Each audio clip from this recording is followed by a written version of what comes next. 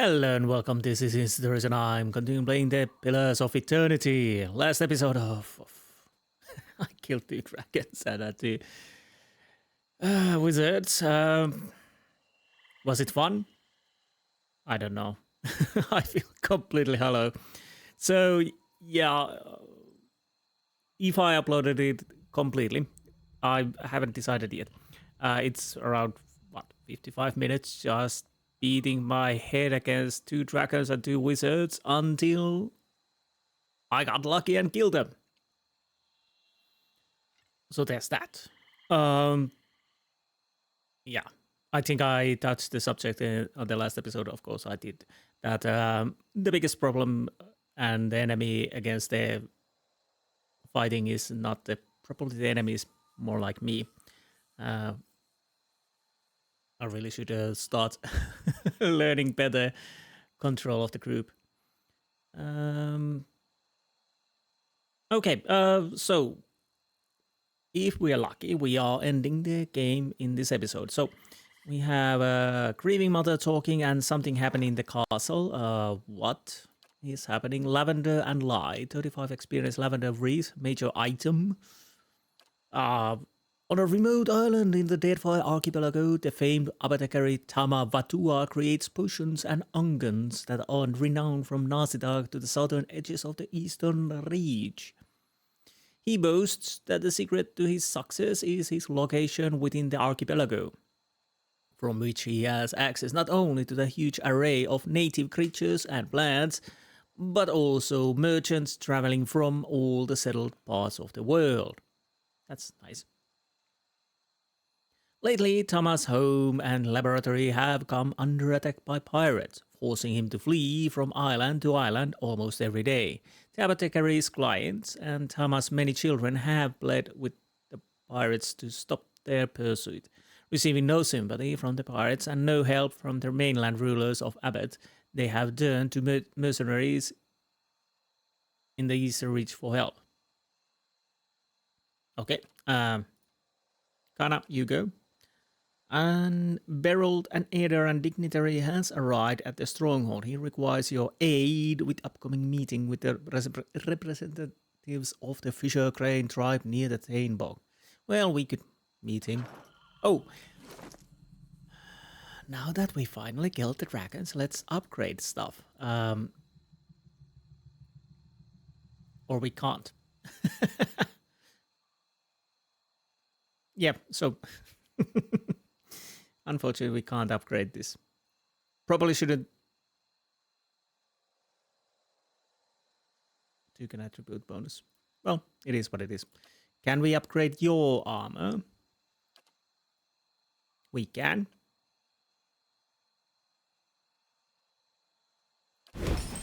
We'll do that. Do we want to upgrade your armor? Why not? If we can. Oh, we can't. Oh, too bad. Maybe your armor, because... Oh, not twice. Sure.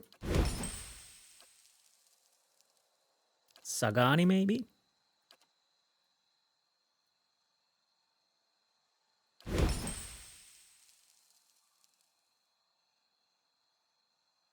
Oh, yes, it already has that. Okay. So, Durance, do we want to get your? Might as well. Because I'm fairly certain this will be the last. This will be the group I will use to end the game. So everything should be a-okay now.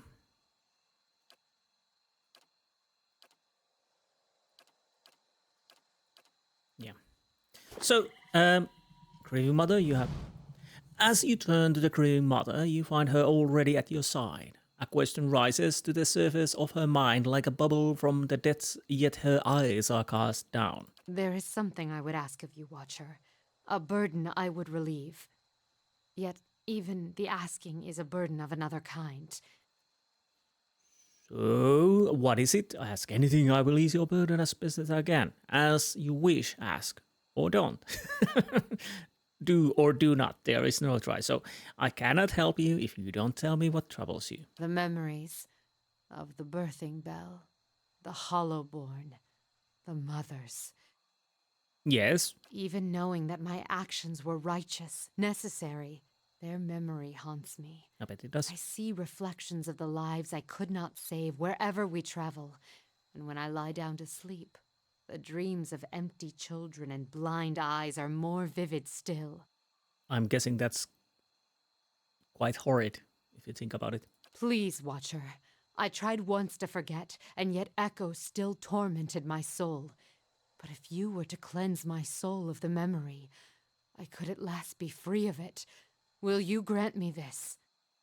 There is no cause for you to live with this pain. Very well. No, the memory is both a penance and a lesson. So I'll ask, how will this affect you? Will you even be the same person? I will be the same, only free of the memory.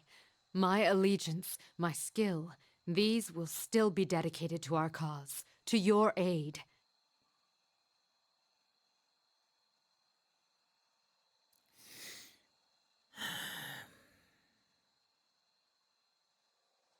No, the memory is both penance and a lesson. She stiffened as if struck. At last, her shoulders slump and she looks back to you. But these memories, the pain, anger, brokenness, how am I to continue when these thoughts fill my mind? You will remember them so that you always understand the cost of such a drastic measures. The pain you remember was felt even more keenly by those you would forget. Do not dishonor them. It is part of who you are now. Changing the memory will change you. Number 2 or 3 is what I choose.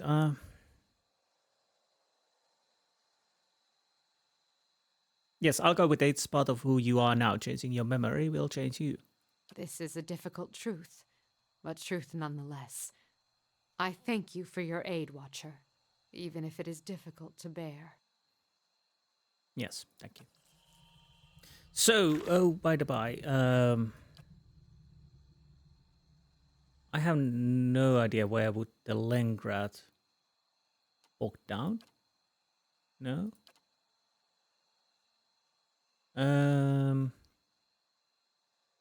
It's here. In the starboard, a violent scout was brought up. The architect of the siege of Consul House Tower was revealed to be an heir of the Archmage Lengrad, inheritor of his name and title.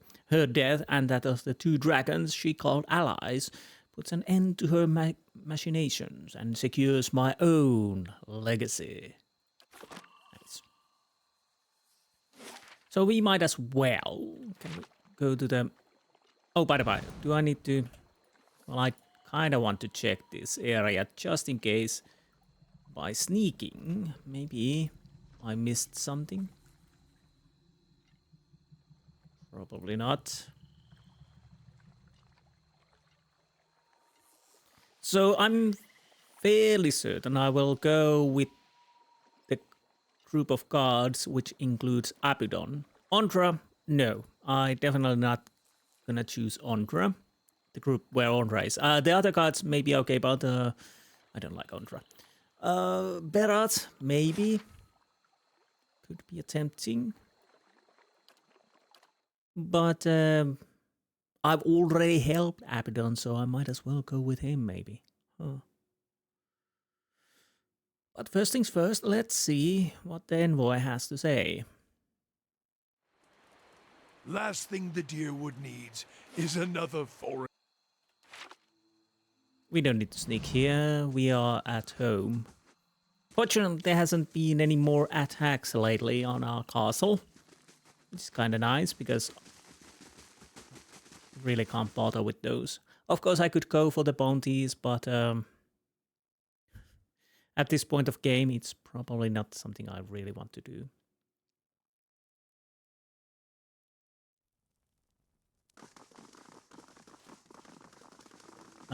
Adrian, greeting, Lord Insti, might we speak? Well, we might.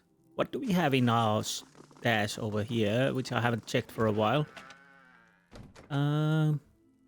Wormwool. Alright, I bought this. We have 2 wormwools. Oh, you can buy 2 of those. Glittering gauntlets. Dazzling.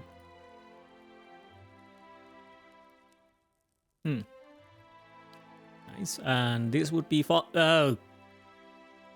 Thank you. I really want these. I don't want my father's teeth. Or it's not my father's, but you know. Swaddling sheet, constellation... I think we already think. Crossed edge. -2 accuracy, immunity blinded. And plus 10% damage to flank targets. And this would be Ethereal Helm, Ethereal Cloak, charges remaining 5. What does it do? Ah, okay. Crits incoming converted to hits and incoming graces to converted misses. Oh. And of course the Hellwax mode, where what we could use to duplicate stuff, and quite a lot of different ingredients. Oh, money. By the by, did I check? No, I didn't. Is there any spell? Did it go to the stash? Did I take it? Come on. Yeah, I think I did, but what was the book? Okay, we can check it anyway, so there's nothing in here.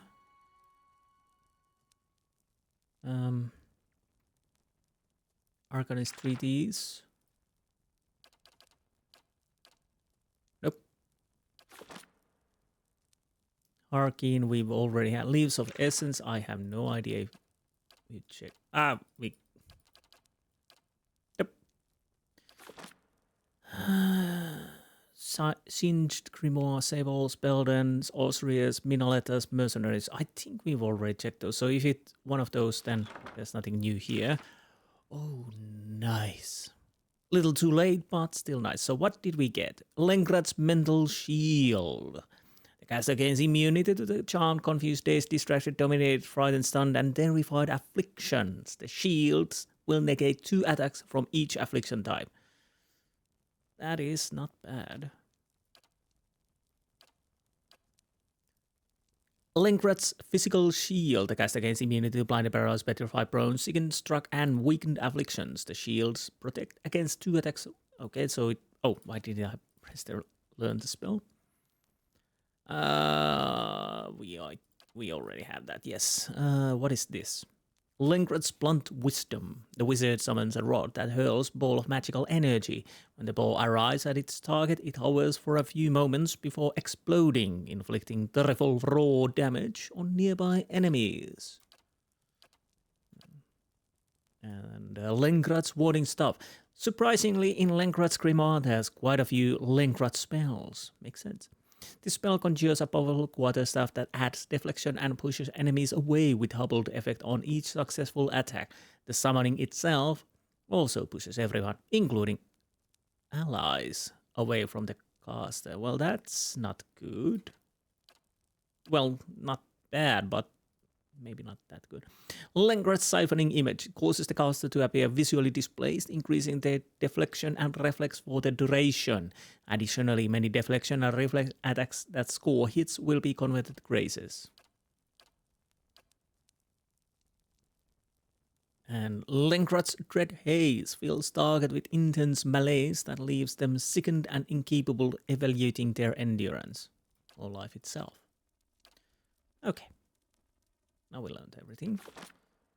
So, Apprentice, well, indeed, you weren't that useful anyway, so. Okay, let's check what the envoy has to say. After that, sleep and deal with the main quest. Berold, you are the one? So, greetings, Lord Insti. My name is Berold. Of course you are. If you have the time, I have an urgent matter I'd like to discuss. Well, let's hear it. Let's hear it.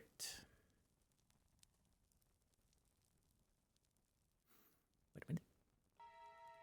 I have been tasked with meeting with representatives from the 5 Fisher Crane tribes. I don't know why I'm thinking 5 Fisher Crane, but anyways, Fisher Crane tribe, near Tainbog. It is my hope to come to peaceful terms. Well, I guess that's what everybody hopes. Unfortunately, I haven't had much practice with the Clanfartan language, and the Fisher Crane are, by nature, very reclusive. I fear that the circumstances are ripe for a misunderstanding. You yourself, I hear, have had some dealings with clan fathers. I would welcome any assistance or advice you may offer. I can't spare any resources, but I do have some traveling advice. I'll see to it you have safe passage through air clan path. I'll have someone escort you. I cannot help you with this at the moment. Oh, so what happens if I go? I'll see to it you have... Or I'll probably sending someone. Not that I have any doubts of your considerable research, but how, my lord? I'll insist that you're given writ of passage. I doubt they'll argue. Twin Elms, moderate negative. My name carries weight in the Twin Elms. I'll see you're given writ of passage. I'll go with the writ. This is very generous, my lord. Thank you. I will put this to good use. Hopefully he survives. So what's my standing with Twin Elms at the moment? Hero, moderately good. Oh, so even if I killed all of the druids and whatnot, I'm still a hero. Nice. Cruel 3, Clever 2, Stoic 4, Aggressive 4, Rational 4, Honest 2, Deceptive 3. So who killed the dragons? Oh, I killed Rengrad. Alot to Resolvus. So, wait.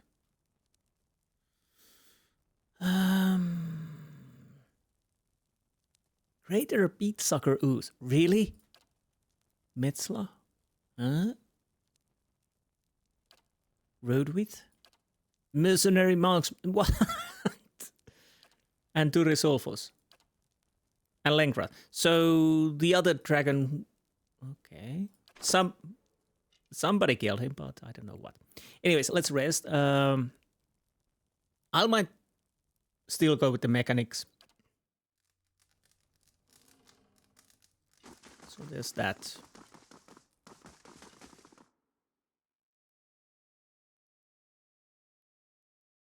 Now, once we come back, I'll see you guys in the Temple of the Gods, and we will take one of the group's favor. So This place, as beautiful as it can be with the absence of children.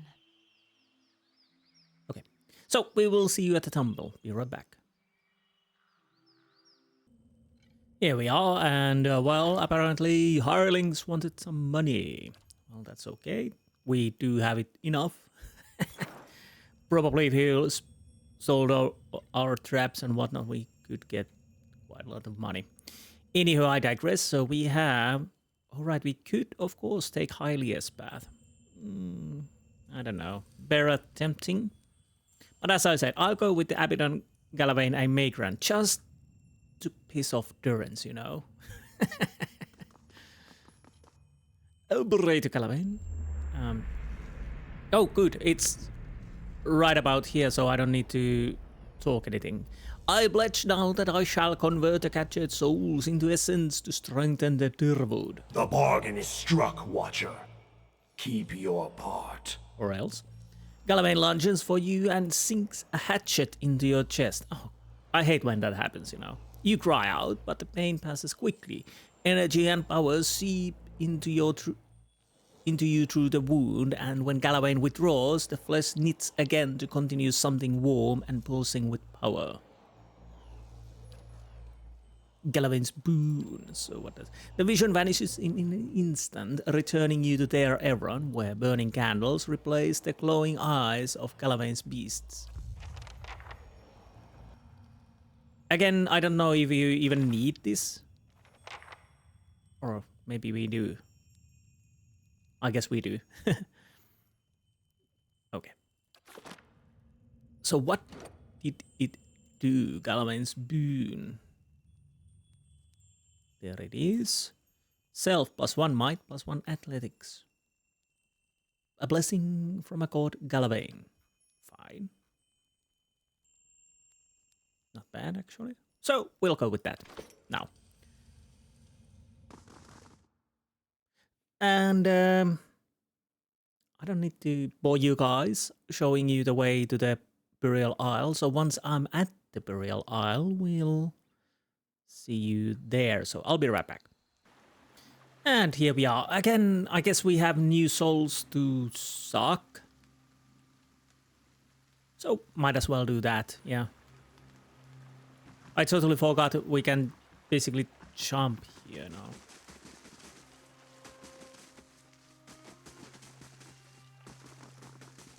Now. Do I see the souls? Yes, I can see them, so I can't really miss them. Again, I'm not certain what this actually accomplishes and do I need every last one of them, but I might as well. Oh, there's some stuff over there. Probably something very important, what I really need, like spirit residue. Well, you never know, you never know. It might be the pivotal part we need.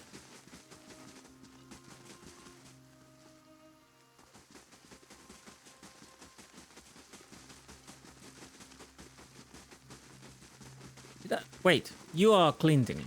Oh, nice. Okay, we might as well take, because I totally forgot because I slept before fighting the dragons once, so I got the beast against the beast skill. I don't know if I said that in the video, but I might have slept. Yeah, I slept, so I got the bonus against beasts. Okay, here we are. A great pit lies in the shadow of the statue of Verdica. No light from the surface reaches to the bottom, but even so you catch flickers of a ghostly glow in the depths. A wind from the pit buffets you. It isn't cold, but it raises goose flesh along your arms. The wind carries a whisper, low and sibilant. As you look into the pit, souls gather around you. They encase you in a cloud of essence that swirls around your body while you consider your next move. Well, there's nothing else to do to just jump, so we jump into the pit. You jump, trusting in the promises of the gods and the power of the souls to bear you safely down. The sudden drop takes your breath away, but the souls catch you, encasing you in a shining, drumming aura. But while they slow your descent, you can still feel that you are falling faster than you should. The essence flowing around you is strong but chaotic. You find yourself drifting toward the wall. Yeah, it's not the drop that kills you, it's the sudden stop. The wall, Insti. Okay, take control of the souls, guide yourself to the set, reach your companion, brace yourself. I'll take control of the souls to guide yourself. So, I know the souls are protecting me. I guess they are also protecting their companions. We never really discussed about that. Or, yeah, that could end up pretty awkward, you know? Me alive and my friends splashed around the floor. Concentrating, you focus on the essence around you and knit it together in your mind. What was a jumble of souls become a single entity, coordinated and purposeful. It steers you to safety at the center of the pit.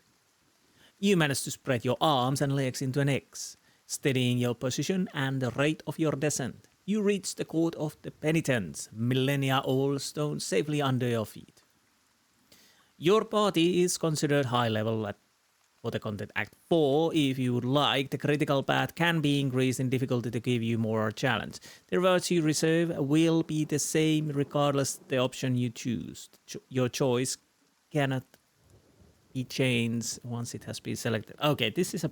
I'm gonna go check and see what it does. We are, of course, over level, so I'll probably have to take the high level, but I'll be right back. Okay, so yeah, it does upgrade a few of the enemy stats. I think overall it can change a little bit, most of the times.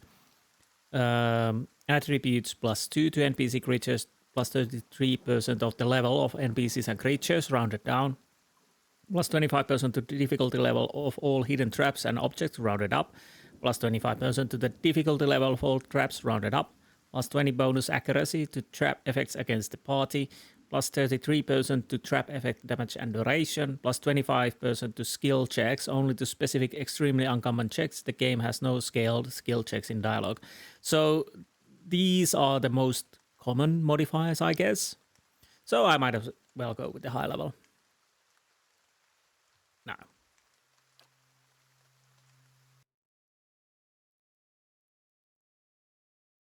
I was thinking it would inform me that I'm starting the end game. After what seems like an eternity, your rapid descent comes to an abrupt end. You remain still for a moment while your heart settles and your eyes adjust, breathing in stale, forgotten air. Before you, a narrow and eroded walkway becomes faintly visible in the dim light, cutting a winding path through a cavern so expansive it seems a world unto itself. In the distance, you can make out the cold gleam of living Adra veins that spike and fork in and out of view from the murky depths beneath. Their glow a faint and fleeting guide along the ancient trail. You look above at the opening you jumped through, now barely a speck of light like some distant star alone in the cosmos and forever out of reach. Your only way lies ahead. Okay. Well, that went better than I expected. Think I dislocated my... That's better. Everyone all right? No shattered knees? Good. Just me, then. This place is cursed. Okay, I guess it is. Lucky we didn't hit those. So...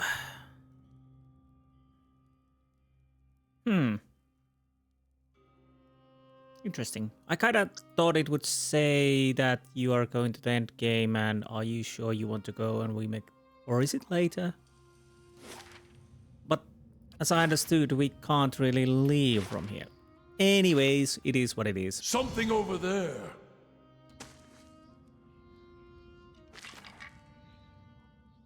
Fine Arbalest.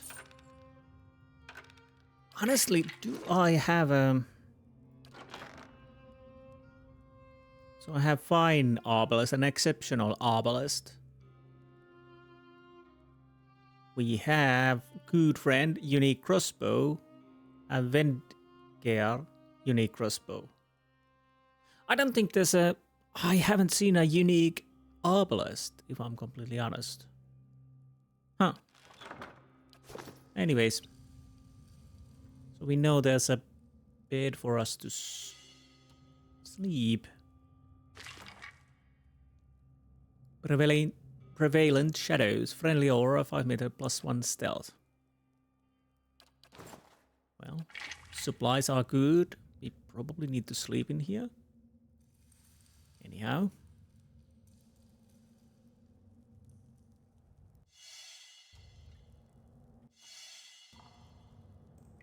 Deal with the traps, please. That's settled.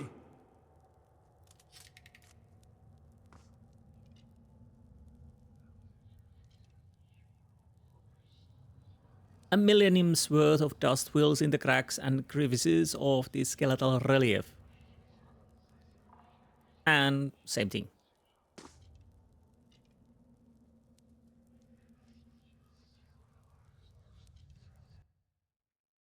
You are a spectre. Let's see how hard you are. Well, by your lonesome, not that hard. Wait, and Let's how go. about you? See now what the flame has shown us? Okay, Durance, deal with the trap, please. I kind of have a feeling we have another trap somewhere over here, maybe? Okay, so far so good. These are not hard, at least by themselves. We have what? The pillar tugs at your essence, a pulse from the world itself moves through it. Okay.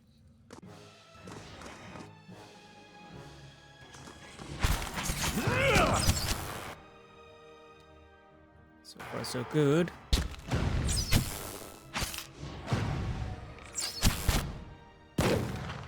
Oh no, Adra animate, okay. Eat. Attack that. Thank you for pillars to be blocking my view.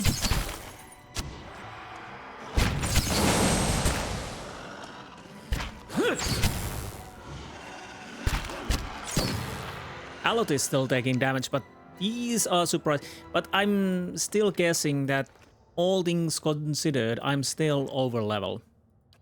Even with the level scaling, because level 16 is the max, and Margren's I don't know what their cast light recommendation in dark is. places. After all, 16 was something that wasn't in the original game. Okay. No good. I probably should... Let's change the weapon. This one repels my touch. No good. Okay. Yeah. Again, destroy vessels. Bloody hell, that's...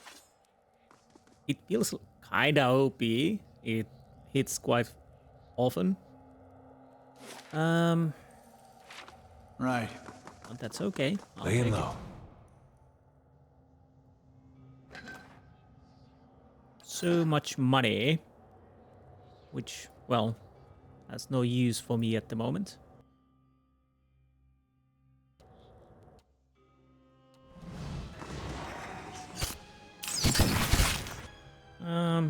Honestly, wait.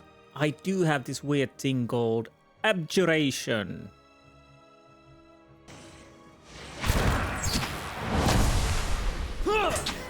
I think that worked nicely.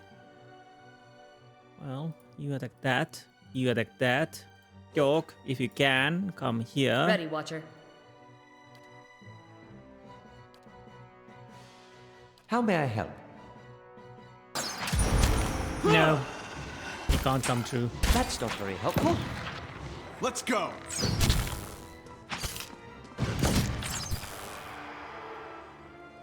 So I'm worried about the game's boss fight. It can be probably a pain in the butt. Hopefully not as hard as the bloody 2 dragons and the 2 wizards. I don't need that in my life, maybe. And this is the pillar tugs at your essence. Apples from the world itself moves through it again. Well, Something over there. yes, there's a trap. Trap, thank you. You are animate. That's not very helpful. Okay, that's... we might want to do something over there, like so. Aspect, worth, and wrath. And maybe this.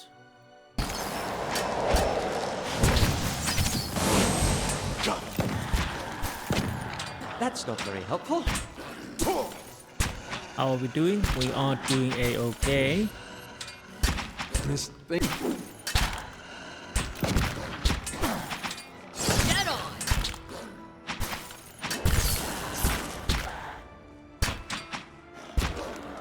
No good.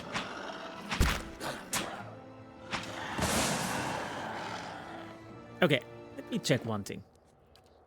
Yeah, normal. If secrets whisper here, I So- shall listen for them. I guess I'm just that much over level. I don't know. Even though I scale it. Not that I actually complain, but no, sneak.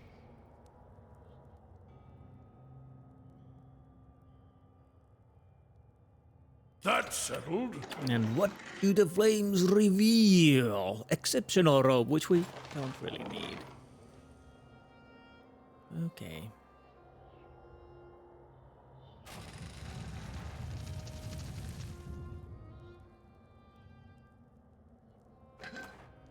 Oh, wait a minute. Okay. So, exceptional... fine, Spectre. Scepter. Good to have it this time. Oh. Okay.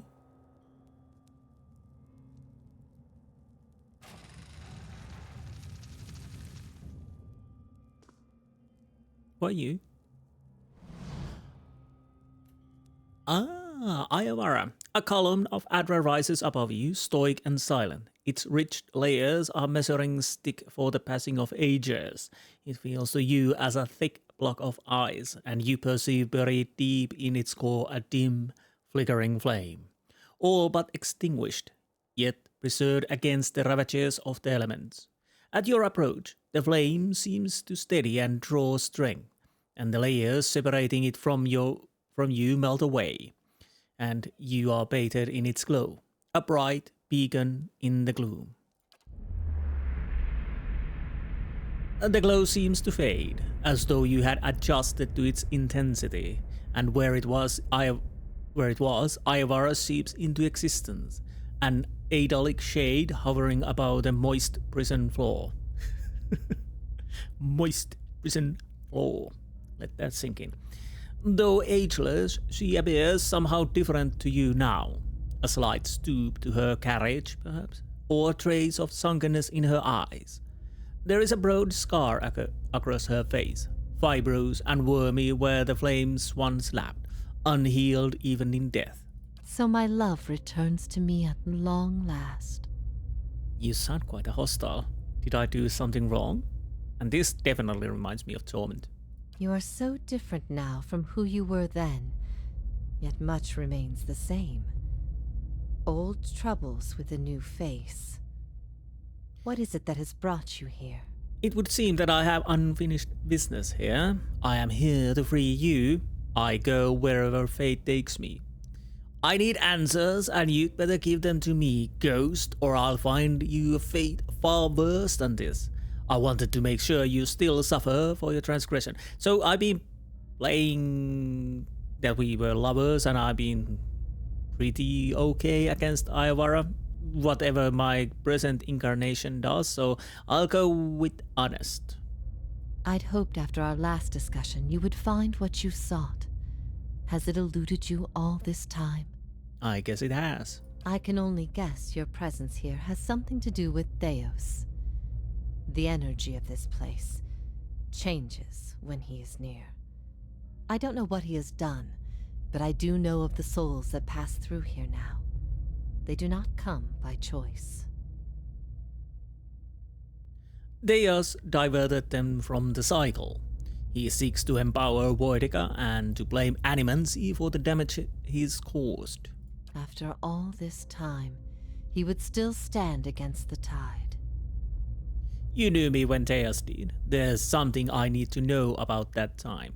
I will tell you what I remember. There's something about that lifetime my soul can't let go of. I need to know what it is, and I'm running out of time. I see moments from that life, of you, of the Inquisition, of Thaos. I can see his influence, still hanging like a weight about your neck. So it always was.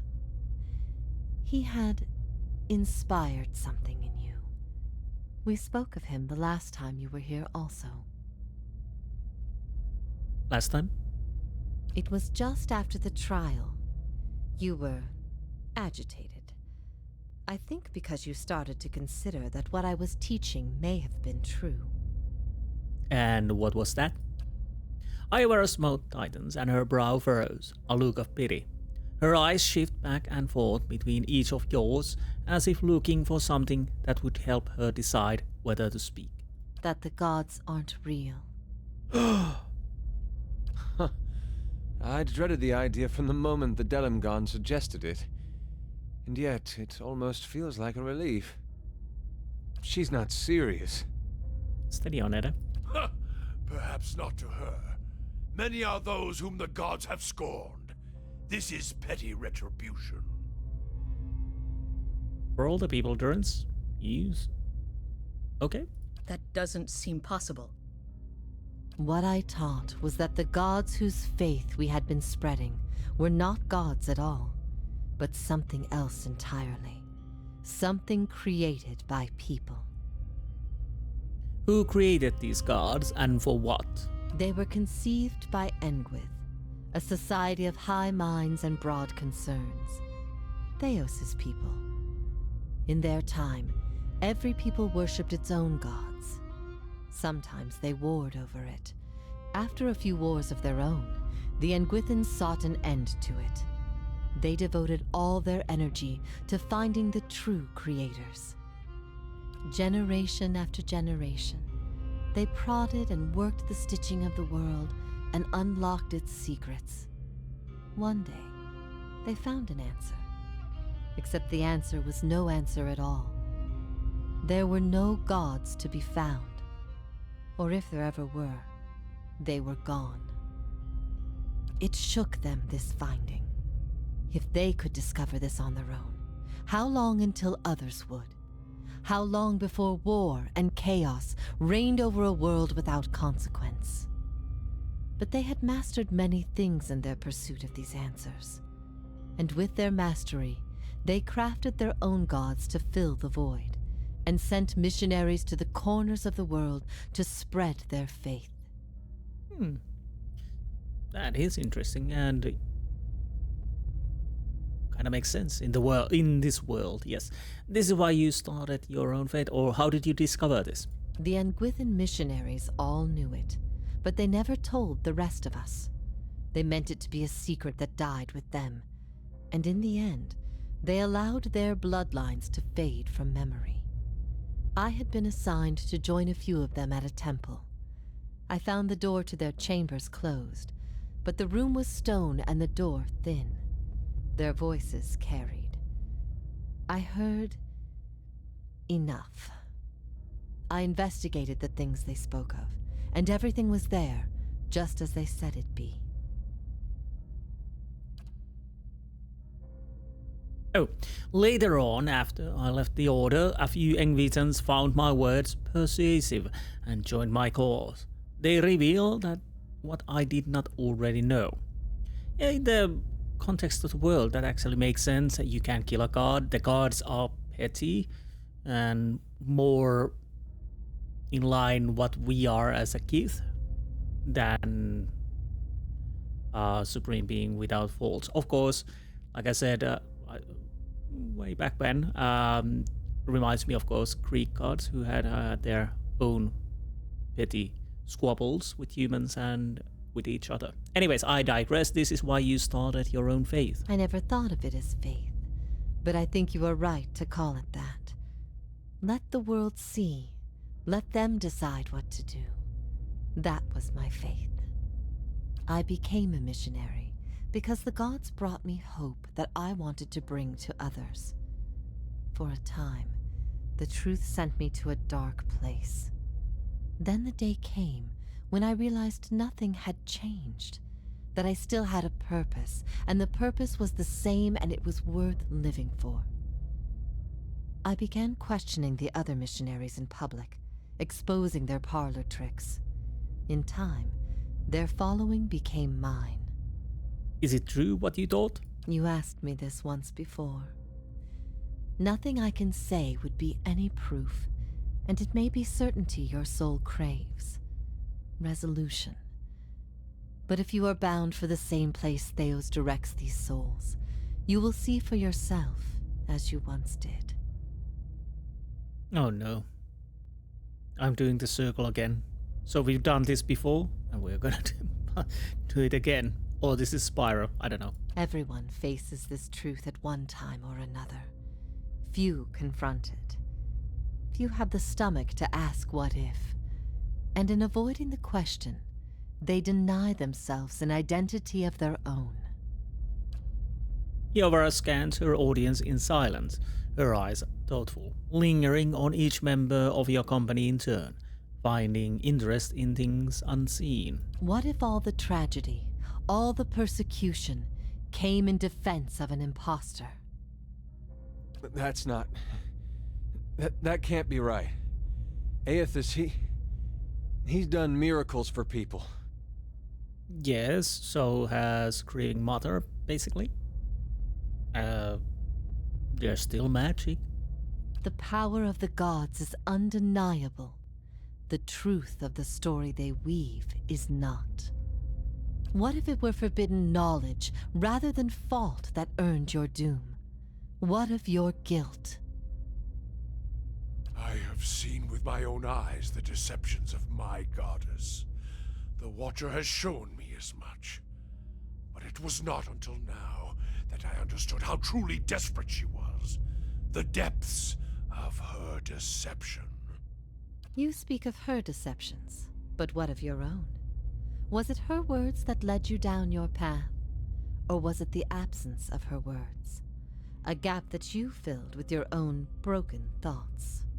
Beads of sweat coalesced on Durance's forehead and trickled down the sides of his face in streaming rivulets, as though he were a block of ice standing before a great pyre. What if you had always been alone, without guidance? Well, as poorly as I've chosen my guides, I suppose it would be a comfort to know that I'm free of them. The freedom has always been. It was the guidance that was the illusion. What if our burdens come to us not because they are meant to be, but because they happen to be? All the more reason to cast them off. We have no guarantees beyond this life. Better to enjoy our days while we can. I meet you, Sagani. This is interesting. If you had different characters here, probably the comments are a bit different. So there's that. But I digress. What if the cycle of birth and death is nothing more than a tool of endless preoccupation? The grieving mother returns Iovara's gaze, nodding her head almost imperceptibly. For a moment, all is silent. Iovara nods back, seemingly moved by some unspoken understanding. You feel the weight of Iovara's translucent eyes upon your soul. What if we can be assured of nothing? The only value is in the things we create ourselves. Then we had best build our own strength so we can bear it. Then only when we cease to exist as beings can peace be found. Then it is the question that have always posed more value than the answers. It's not the end, it's the journey. Then the fewer people who realize that, the better. Then all we can do is endure. I don't know.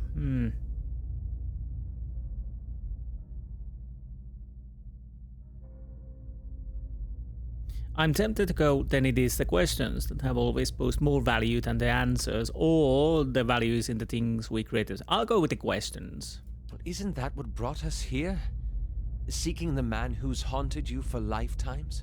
Who I've unwittingly followed for years? And? A question is a journey, and a journey is what makes us who we are, it's true. But when one journey leads only to the next, then where may one find rest? I ask these things not to trouble you, but to show why they must be confronted. No answer is simple, but somewhere between them all lies a truth so beautiful, not even a god could conceive it. Do we not owe ourselves a chance to find our part in it? I don't know, but the answer has to be 42. Anyways, we do, even without assurance there is still truth. No, people need to know that things happen for a reason. A fabricated reason is better than none at all. I don't think it makes much difference either way.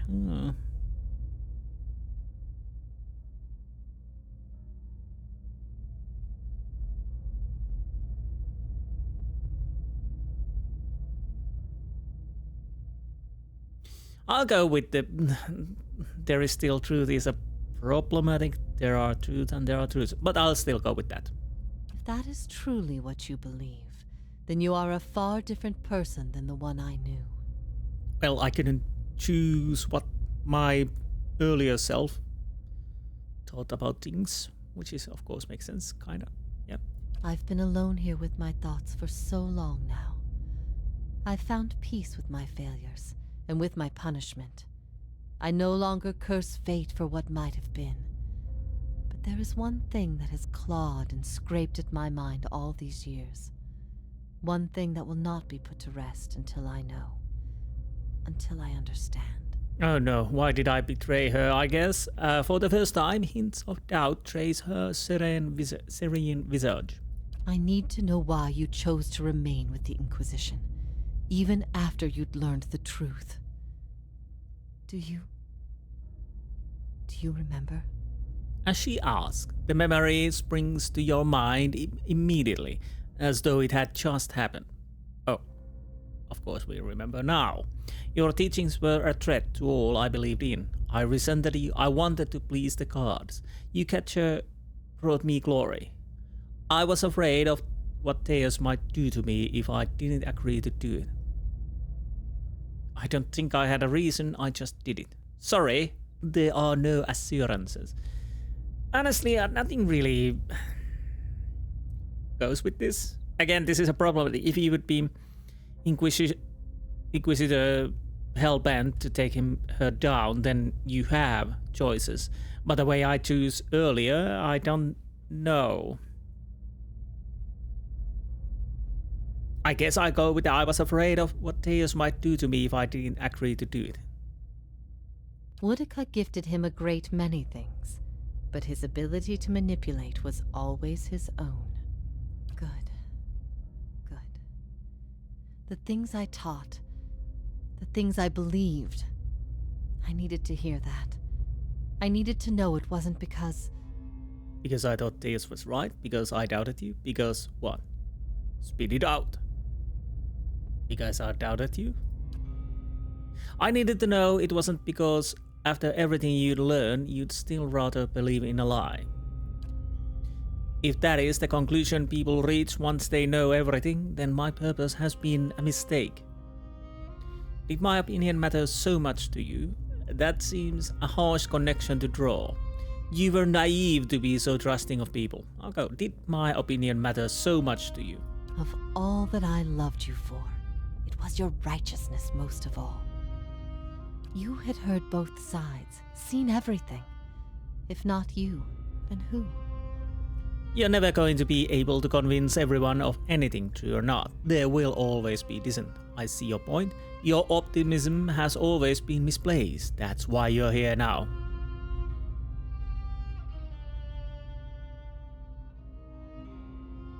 I see your point. I'm aware of the folly of trying to learn so much from so little. I've had time to consider that in all its facets. But in the end, it was all I had. Even knowing what you've told me, some part of me knows it doesn't truly answer what I wished to know, nor will an eternity of silent contemplation. I will have only my guesses and suspicions, and that will have to do. And what of your understanding of our past? Are you at ease with the choice you made? I see the world differently now than I once did. I regret what I did to you and wish your forgiveness. I would do it again, given the chance. It wasn't me who made the choice. I bear no responsibility for it. Yes, technically, no, but of course, so I'll go with the one. I see the world differently now. Because obviously our character sees it differently than he once did. On the way I've been playing. I have always forgiven you. Though I didn't know your reason, I knew you. I knew we had had something wonderful once. Looking back at that has helped me through these many years. At first I thought this might be the source of your soul's anguish. But now I see I was mistaken. You are not divided on this matter. You have put it behind you. It is with Thaos that your agony lies, in sun and shadow. Your questions are not for me, but for him. And it may be that only an answer from the mouth of Thaos himself will satisfy your needs. That was a bit annoying to open the information box there and couldn't move it, but I digress. Yet if there is anything I can tell you that would be of use, ask and you shall know. Well, I guess we'll kind of want to know quite a lot. Are you bound here until the end of time? In a matter of speaking. This is Breith Eaman, the court of the penitents. Souls are confined here until they repent. They must beg the forgiveness of a god, pledge their soul to them, and they will be lifted from this place to the world above. In truth, they receive leniency, but not true mercy. The spite of Woodica is eternal. They linger above, at the side of the old court, and are not permitted to leave the island, forever severed from the cycle. This prison was full once in the days of the Inquisition, but time weathers all things, even will. I'm the only tenant who remains. Yet, I feel their presence strongly now, as it was in the beginning. You have brought many of them here. They cry out for the judgment of Thaos. You have struck some bargain with the gods, then. The other gods aid me because they want Thaos destroyed. I owe them no debt. Better to be on their side than Voidakas. I am using the gods to further my own ends. I go with that. They aid you because they would bend you to their own purposes.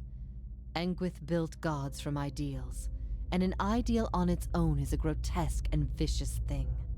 Now this is an interesting point. You learn this after you have made a choice to go with the gods. So now we are in a little bind. We kinda have a deal with few of the gods, which we can of course apparently broke, because why would they warn us not to break the oath if we weren't given the possibility? So we'll have to actually see what we are going to really do. But anyways, I digress. Let's continue. But these souls, these forgiven the gods have bequeathed you like chattel. They were loyal followers in life. They will be with you to the very end. Well, honestly, I don't see Iovara being the one who repents, because she believes on herself, and quite rightly so. But I kind of want to ask anyways, why you don't repent? You could be free of this place. Well, she would be chasing another prison to another, maybe? Last time someone asked me that, I was bound to an iron wheel with a broken spine. There are many things I've come to doubt about the choices I made in life, but that trial was my one moment of certainty, even without a chorus of gods to tell me I had been right. The gods need to be reminded that we have a spirit, and that spirit is proof against their power. They have the power to manipulate and confuse and ruin us, but not to change our will. I will remain here until the world crumbles and fades from existence, with joy in my heart, knowing I've shown them what they truly are. This place, Sun in Shadows, what is it? I could tell you what I believe, but again, it would be no proof. I have only what I've seen and what others have told me about it. There is only one man who can tell you now, who knows it to a certainty, and you shall face him soon enough. I will leave you to see it for yourself. Make your own judgment. Better for you, your soul that way, I think. How is it you speak Edaran? I speak no language now, but the wordless expressions of the spirit. It is through my connection to you that I am able to draw upon your words and form them as my own.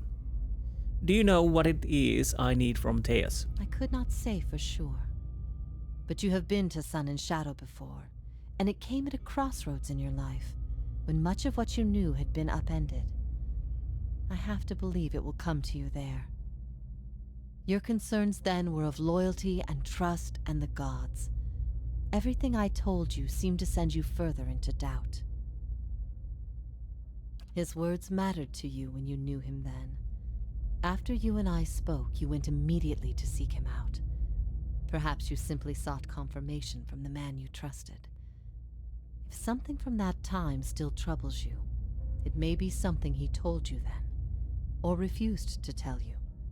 He keeps secrets better than any in this world. Why has Thaos done all this? He cares only for the secret he keeps locked away. He destroys anyone who might discover it, no matter their chances.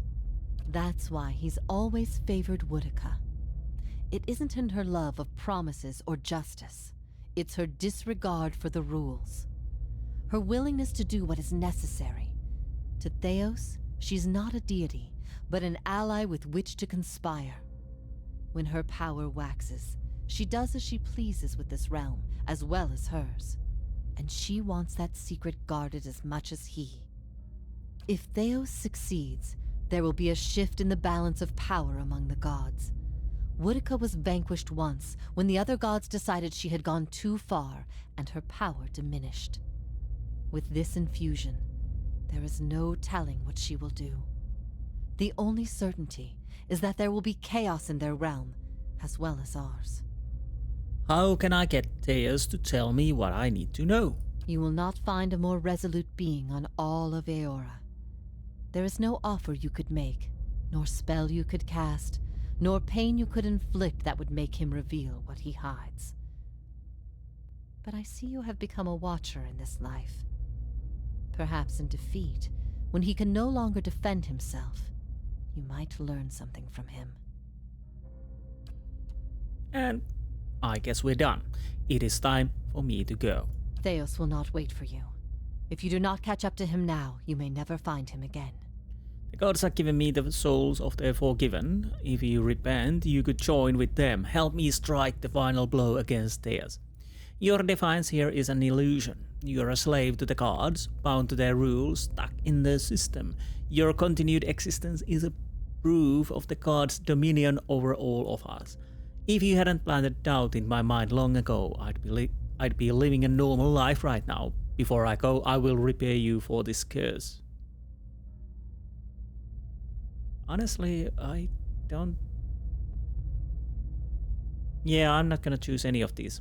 Then I will waste no more time. Farewell, Iovara. I am grateful you came and found me here, no matter the circumstances. You're not exactly who you once were, I have to remind myself.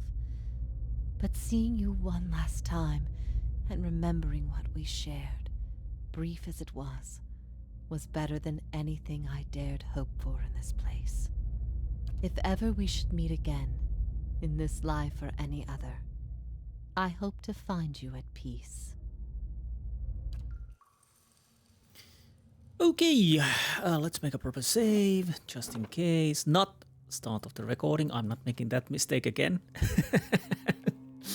Just if everything goes ruin, I still have my save to go back.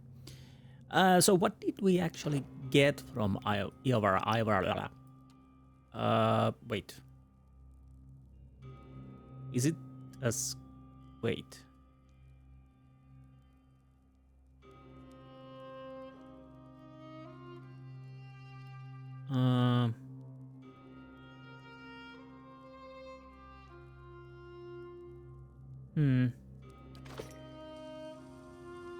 Steps to the wheel. Oh, is it a skill maybe? Ah, yes it is. The Watcher gives his or her foes a glimpse into afterlife by displacing their souls, momentarily paralyzing them and leaving them sickened. So I'm once per rest, okay.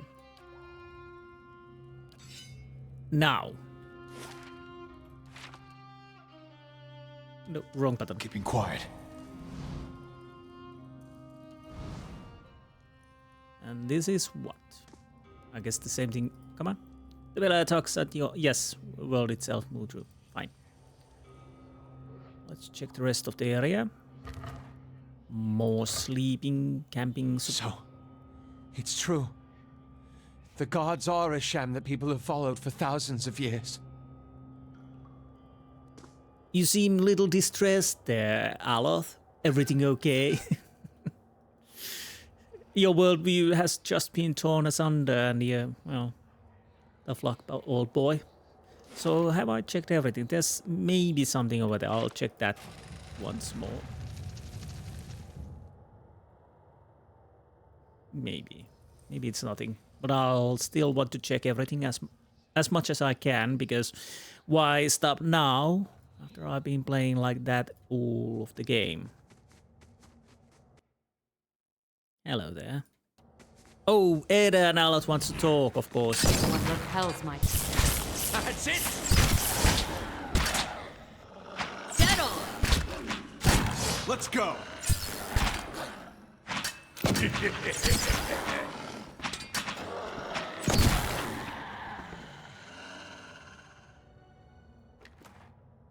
I have no idea why I'm picking these things up, but why not? We need to talk, apparently. Not yet, not yet. After I check the areas. That's settled. Daybreak. Morning Star. Huh. 25 chance to cast Destroy Spirits on hits or crit.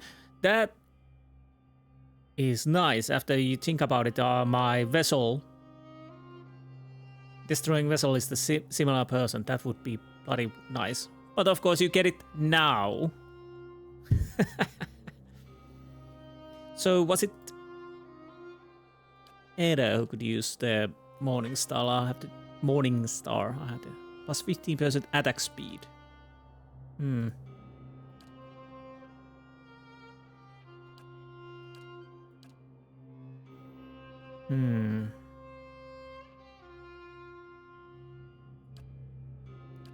Now is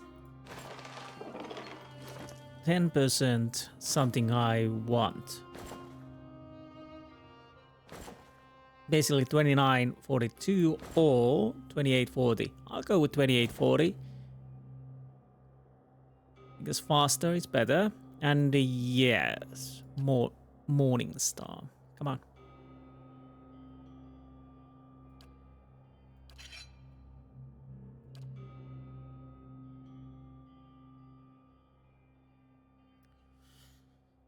Okay, both are exceptional. I'll probably give you this Daybreak. After all, if we will meet, I don't know, spirits, you can do something with that. We could, well, we can't. I probably might have more Durgan, could make more Durgan iron ingot if I went back to the White Forge and check if I have found something. But to be honest, there's no point for it. We could upgrade you to Superb. Might as well. Because, again, why not? But, for now, you keep that. Are we... Have we checked everything now? So, this is it, I guess. And Sun in Shadows. Honestly, I'm still... bit miffed that we didn't get the information to that no point of return. I'm sure I got it in the first time, but why I didn't get it now? Because if I remember correctly, it should come while we basically drop down. Oh, we have this Burial Isle pre-end game. That is nice. You do have the end game save, but you can always also save over it if you're not careful. Now, I'll talk to Ada and Al now, then I'll take a quick break, and then we'll go and end this episode and game, hopefully. Or I die trying. Anyways, Ada, what's the matter? Well, doesn't that just beat all? Here I was, wondering all this time whether all these terrible things were people's fault or the gods. Turns out they might be the same thing. Yes, well, most of the time it's the people. Wonder how things would have gone different 15 years ago if the Raid Sarens had been told their god was made in some forge or kiln someplace. Would we still have gone to war? Probably. Because most of them wouldn't have believed anyways. People were starving, they'd have rebelled sooner or later. It was their god who made them believe they were right. I doubt they'd have fought if they knew he was fallible. No point in wondering about what we'll never know. People were starving. Well, that is true, so they'd have rebelled sooner or later. I could see the rebellion still happening, but I don't know that they would have invaded. He looks down at the ground, drumming his fingers against his side relentlessly. When he speaks again, it seems half to himself. I don't know. That's the story of life, Ada. Nobody knows. When Woden left for war, we, had a fight. As brothers will. And what about? About him going off to war. He was set on it. But my parents warned him. They said you get a new country with every trip across the border, but your god, you only get the one. Me? I didn't know who was right. All I knew was I didn't want him to go. It's the same for families as it is for gods. You only get the one. I said every vicious thing I could think of, trying to change his mind. He brushed it off. Just got me madder, of course, him being so calm. He said I should come with him, but he'd understand if I didn't want to. I told him he'd better be able to face his god one day and answer for what he'd done. He said he'd keep that in mind. And then, he was gone. By the time I'd cooled off, months had passed. One morning it dawns on me that my brother always knew better than me. If he was so sure of what he was doing, then I should be there with him. I packed my things and was on the road that same morning. Of course, what I didn't know then was he'd already changed his mind. By that time, he was dead on that field. Do you think he went to Waedwen because of what you'd said to him? So if you'd left with him, you'd have known why he changed his mind. Oh yeah, let's twist the knife in the bloody wood. Do you think he went to Waedwen because of what you'd said to him? Crossed my mind. You live in a place like Gilded Vale. You don't have a whole lot else to do other than think about things you don't want to think about. I hope that wasn't it. I hope he went there because it's what he thought was right. But it seems I'm not meant to know. Oh, so we still can ask that. So of course, so if you'd left with him, you'd have known why he changed his mind. If I'd have left with him, we'd both be dead, so I don't know why I bother thinking about it. Yeah, I was just thinking that he would be dead too, probably. He asked me to trust him the day he left. Said if I went with him, he'd make sure we were on the right path. And he deserved that. He deserved that trust from me. Raid Saris is a long way to walk on your own.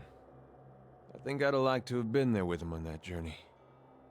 Even knowing how it ended. Cool story, bro. Let's be on our way. That's a bit upfront. The man is bleeding his heart here, and we're just... Okay. Thank you, Yeda. Let's be on our way. Still one more mess we gotta straighten out. Come on, then.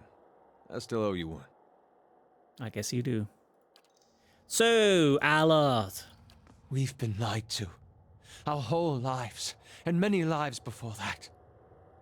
And it's led us to put our faith in a pantheon of gods that never deserved it in the first place. Cool it. People need something to believe in. The gods, however they came to be, have served that purpose. Rational? Theirs is wrong. Most people are fundamentally decent. Knowing the truth can only make them better. Benevolent?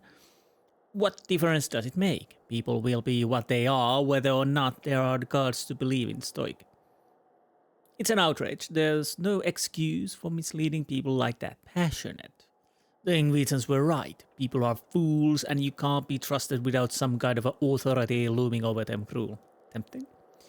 So, there are three possibilities. I'll go. Cruel? Maybe. Stoic?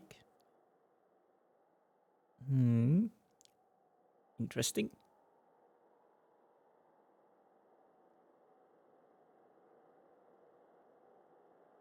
Rational. People need something to believe in. The gods, however they came to be, have served that purpose.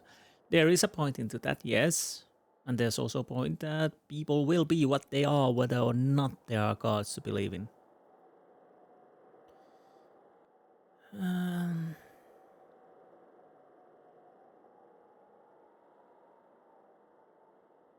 I'll go with the rational for now, for change. Indeed. And I fear what would become of the world if people lost that mooring. Even widespread belief in the gods seems like it's barely enough to correct our aimlessness and contain our depravity. I've also been thinking, there won't be much left of Thaos by the time you're done with him, if I know how you operate. That will leave the leaden key headless. Someone will need to fill that void. Someone who can clean up the mess that Thaos has made of it. Why, yes, I would love to be the new Grand Master of the Leaden Key. Clever. Leaden Key. Clever. You should see to it. No, let it die. Do what you think is right. No, you should see to it. Then let's face Thaos. When this is all over, I'll remember what we've been through. I'll see the Leaden Key transformed into a stronger, better guide for Kith. And I won't make the mistakes Thaos did. Last famous words. Next thing, Aloth is the next day, yes. Okay, yeah, I'll make a proper save here and take a quick break. After that, we will go and confront Thaos. So I'll be right back. So, I think it's the final game. I'm gonna check quickly my stats. I kinda want to see. Enemies defeated 747. Most powerful enemy defeated Lengraf. Damage taken 108,011. Highest single target damage 137. That's not, well, it's okay. Times knocked out 19. Only 19. Damage taken 38,376. 2,099 hits and 1,583 crits.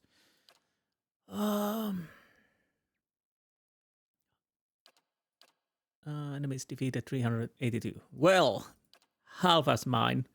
And he's been pretty much all the time in my group, except of course from the start. I'm still wondering this. Greater Peatsucker Ooze.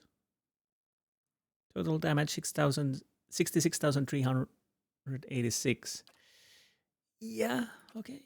Highest single target damage 56. Crits 1,480. Hits to 3,025. Damage taken 27,387. But only times knocked out 7. Though I'll have to say he's using shields, so it kind of makes sense. I'm taking 11,000 more damage because I don't have a shield. Grieving Mother, not that long. Enemies defeated 91. Most powerful enemy defeated Metzla. I can't even remember that.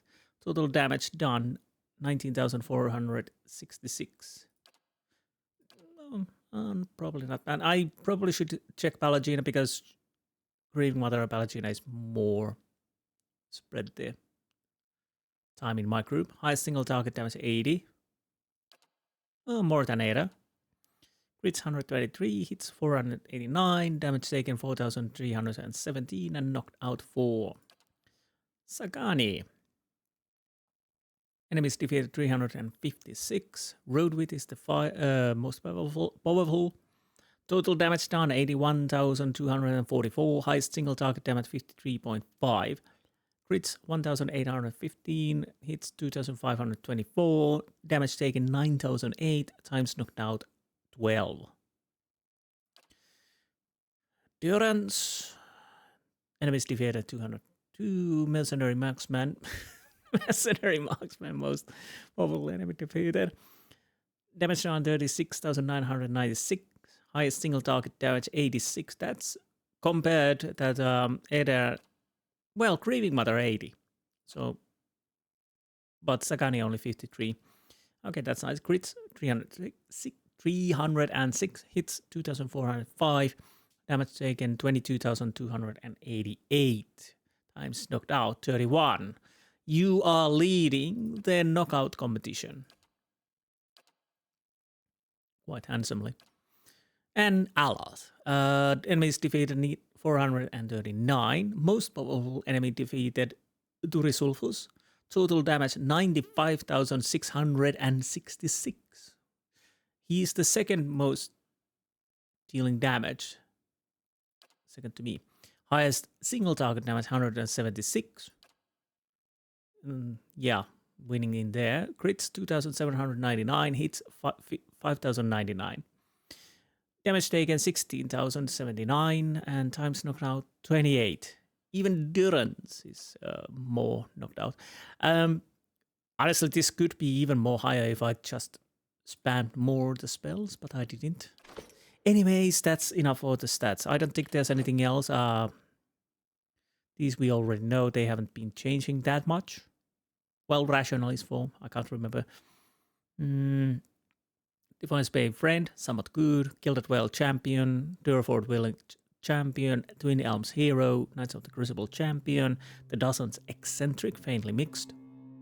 House Dominal, Scoundrel Extremely Bad. Ethic Null, Scoundrel Extremely Bad. Well, I guess so, because I killed all of them. Ovates of the Golden Crow Champion. Well, yeah, maybe because I managed to talk the leader to relinquish place. The Fangs hero moderately good, which again kind of weird we killed few of them while saving the mercenaries. Stalwart champion.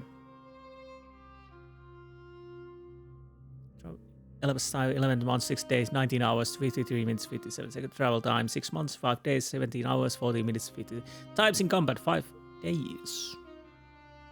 3025 enemies destroyed. Most time in party, Aloth. Oh, right. I was thinking why Aloth. The other has been from the start, but Aloth was the first, so yeah. Highest single damage target damage is Aloth. I'm leading enemies defeated and total damage done. Aloth is most crits and most hits. I've taken most damage, yes. Okay, interesting. Anyways, I digress. That's enough. Let's go in. I'm just playing time. I don't want to go in. I'm gonna die so horribly. I'm gonna die. But honestly, I just thought that check the stats now because I'm fairly certain we can't check them after. And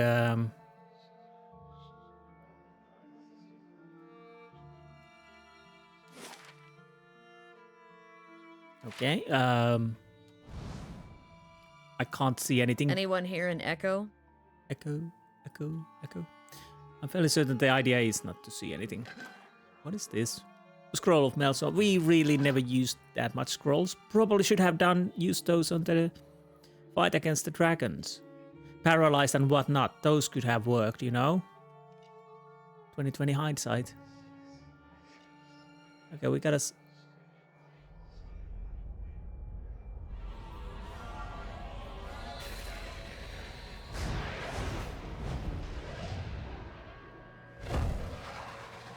Cool.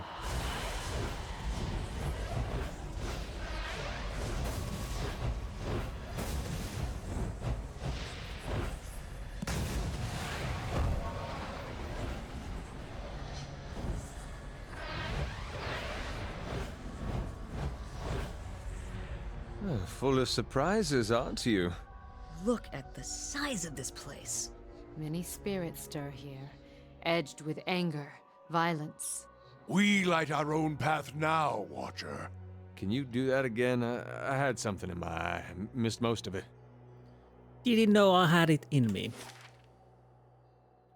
Bit ostentatious, but anyways. So, is there anything else except dead people? Diamond, because we need diamonds. I don't know if there are any traps or anything, but I might as well check.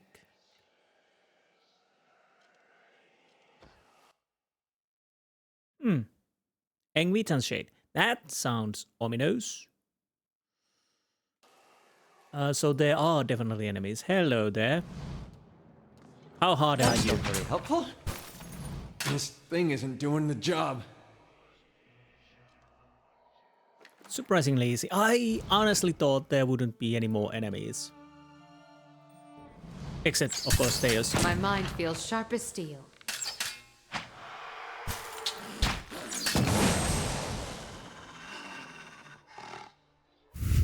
I always love that sound. I'm easily amused, you see.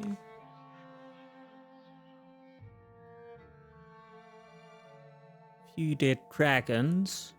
Chained dragons, I guess. Yeah. Something over there.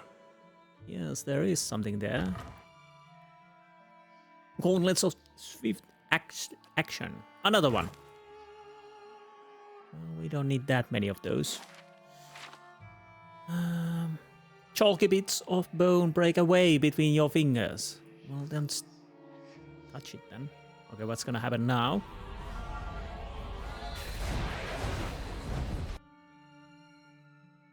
Wait, what? Shadow break. Off. That's not very helpful.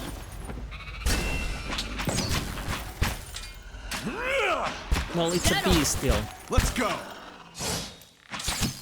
I kind of want to deal with that as fast as I can. Like so. This thing isn't doing the job. My mind feels sharp as steel. Can't get a good shot with this. Come on, die.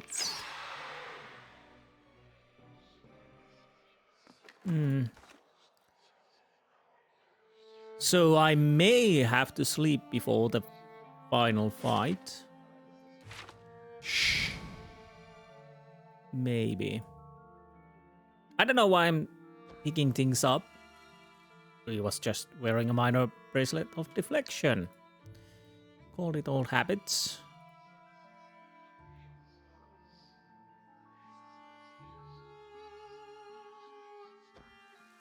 Okay. So what is this? Wael. The shadows in the cavern suddenly lengthen and swallow you. When your eyes adjust to the darkness, you find yourself in the midst of what must be another vision. You are surrounded by the mists. The ground feels springy under your feet. You imagine that, as soon as you take a step, the soil behind you will erase all trace of your passage. As if on cue, the mist before you clear just enough for you to take a couple steps forward. You do, and the fog closes behind you. You continue for several minutes in this manner, one step at a time, never seeing more than the ground right in front of you. Eventually, rays of light cut through the haze. You find yourself facing a canyon wall. Durance's head twitches, as though a mosquito had flown into his ear. He swings haphazardly at the air with his staff. Something whizzes past you. Just as you turn, you catch another whir of movement. Out of the mist flits a shape, small and round. You think you see another, and another. They tickle the corners of your vision. You turn back to the canyon wall. The sun shifts along its path, and what looked like a smooth rock face is the hollow of a cave. A figure steps out, its features shifting and changing before your eyes. The figure transforms from male to female, from Orlan to Aumaua, its bones lengthening and its fur receding into its flesh. The only detail that remains constant is the smooth, eyeless face. The whizzing, rushing shapes from the mist converge on the figure, and as they form a spinning cloud, you realize that they are eyes. You understand the value of a mystery watcher, a buried scroll, a hidden truth. These are my ways. You unravel a thread, Watcher, one you have lost and discovered over generations, and following it to its end has only brought you back to the beginning. What are you talking about? Speak plainly. Have I been here before? Speak plainly. Wael giggles, a strangely modulated sound that rises and falls as the god shifts from one form to the next, and drain the meaning from the end you have almost achieved. Your search for answers to your past has led to you another mystery, and one grander still. I'm here to stop Borica from tipping the balance of power, and my goal now is to see that soul to the souls Thaos has trapped. These mysteries don't matter to me. I just want to keep my own soul from unraveling. Rational. Another riddling god? Fantastic. I'll have to go with the another riddling god. Fantastic.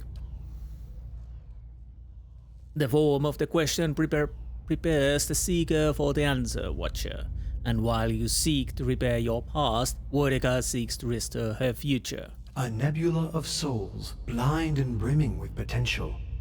The answer to Borica's question and the beginning of yours. What would you do with them? Thunderclouds form overhead, casting shadows of movement across the canyon. Barath wants them to return to cycle. According to Hylia, it's possible to restore them to the Hollowborn. I learned from Galavain Magran Abidan that I can use them to fortify the other souls in the Derva. Rimmerkant, Ondra, and Skaen would have me dissolve them. I take you got something in mind.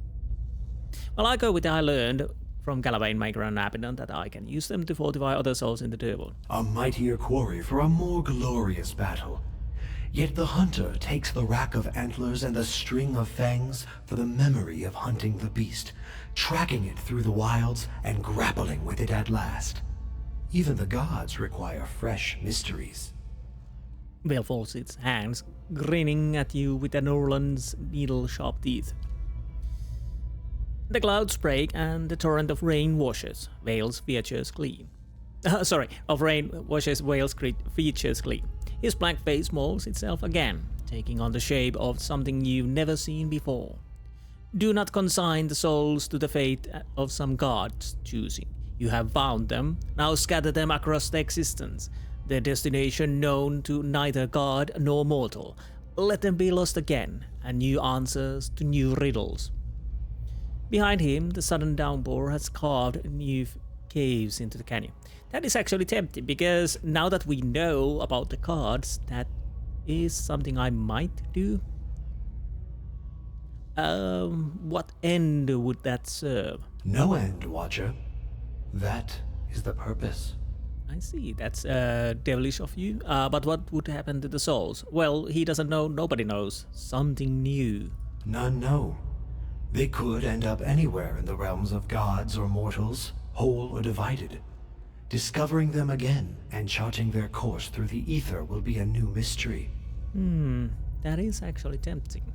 That is a word for endings, and this is but a crossroads. Even I do not know what you would choose. Shadows from the new caves melt and spread across the landscape, covering you in darkness. When the light returns, the vision is gone. Honestly, Wael's idea seems tempting, and I might go with that. But we will see once we have the final selection in front of us.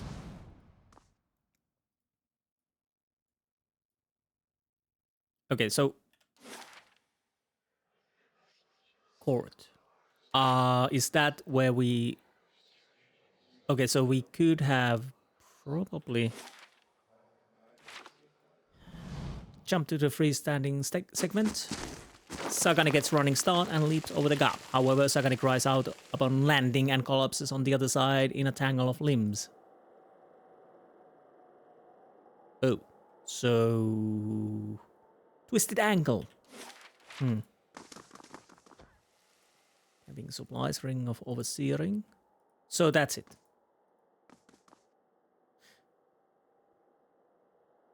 Okay. I guess we go back? I don't know. Yeah, on the other side. Sagani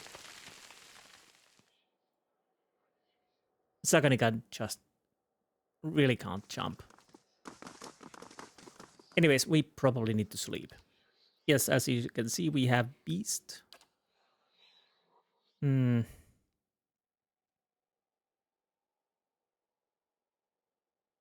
I'll go with the damage we has flanked, I guess.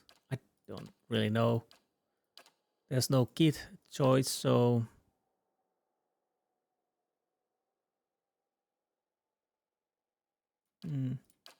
Yep.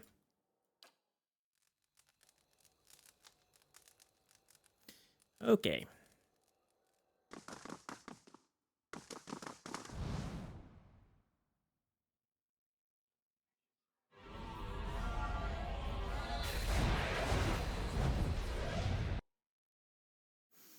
I slept too early, I see. That's very helpful. Oh, great, this bloody... Yeah, we need to sleep again.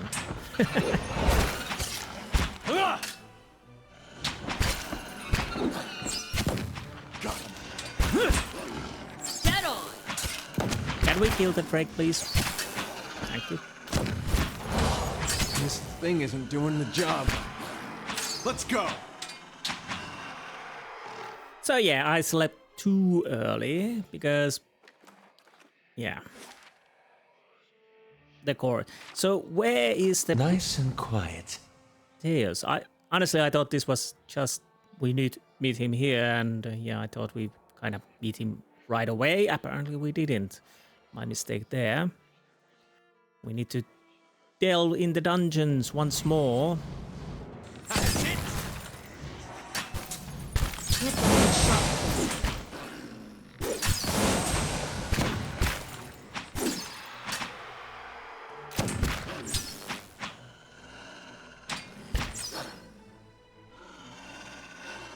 Come on. Again, let's take everything we can, because why not? So is that it? That is that. Now the question is, there's a door over there. And stairs. Which one would lead forward?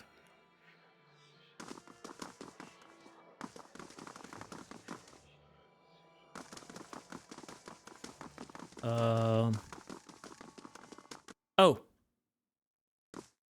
So we go back.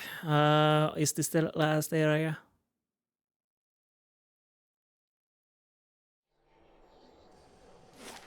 Yeah, this is the last area, okay. So I'll check the rest of the map because, again, I've done it everywhere else, so I will do it in here too. And then I know I can sleep.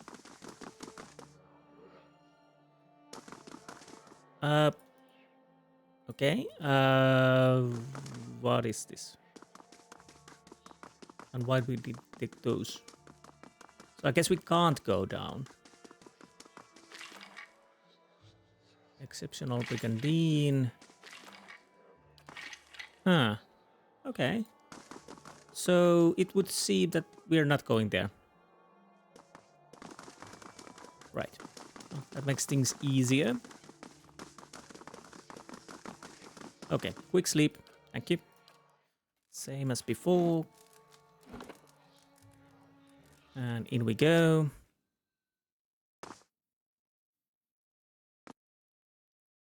Yeah, I kind of thought we had the first dungeon and then we would meet Thaos, but we had another dungeon level. I kind of don't know if we really needed it. After all the, well...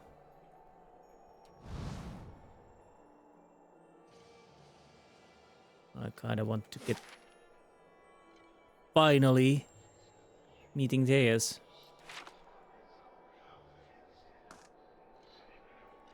So, where the hell do we go?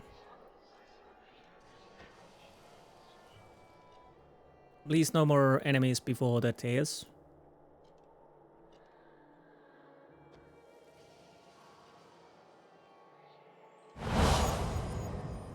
Are you ready to take the oath? To spread the word of the gods to the lost and heathen? Are we talking to him? No. So many magic items. I am trusting you to remain loyal to the gods in this. If you do not, you will have greater powers than me to answer to. But you will answer to me as well. You said that earlier. In the episode which went corrupted. Road Belt of Power. Is that just... Ah, okay.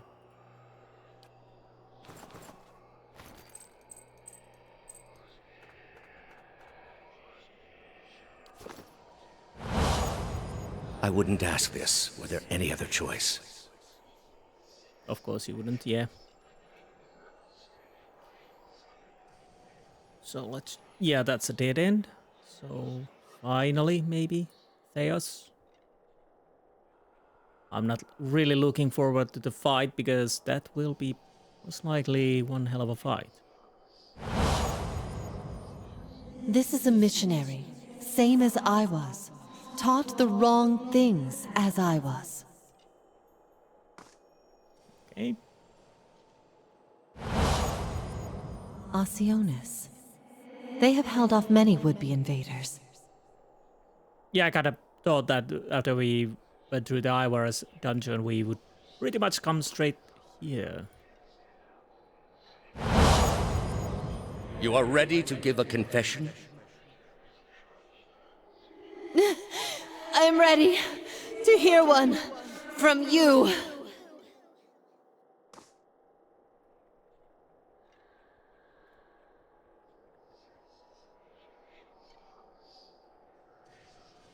Okay, I guess I'll make a proper save because this seems we are finally, maybe, just maybe, fighting with Thaos.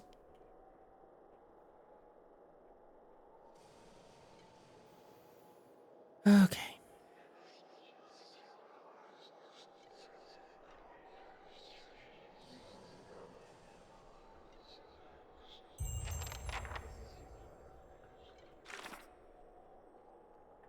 I've chased Thaos into Breith Eaman. There's no turning back now. Well, no, I've been waiting for this, kinda. With a sense of dread.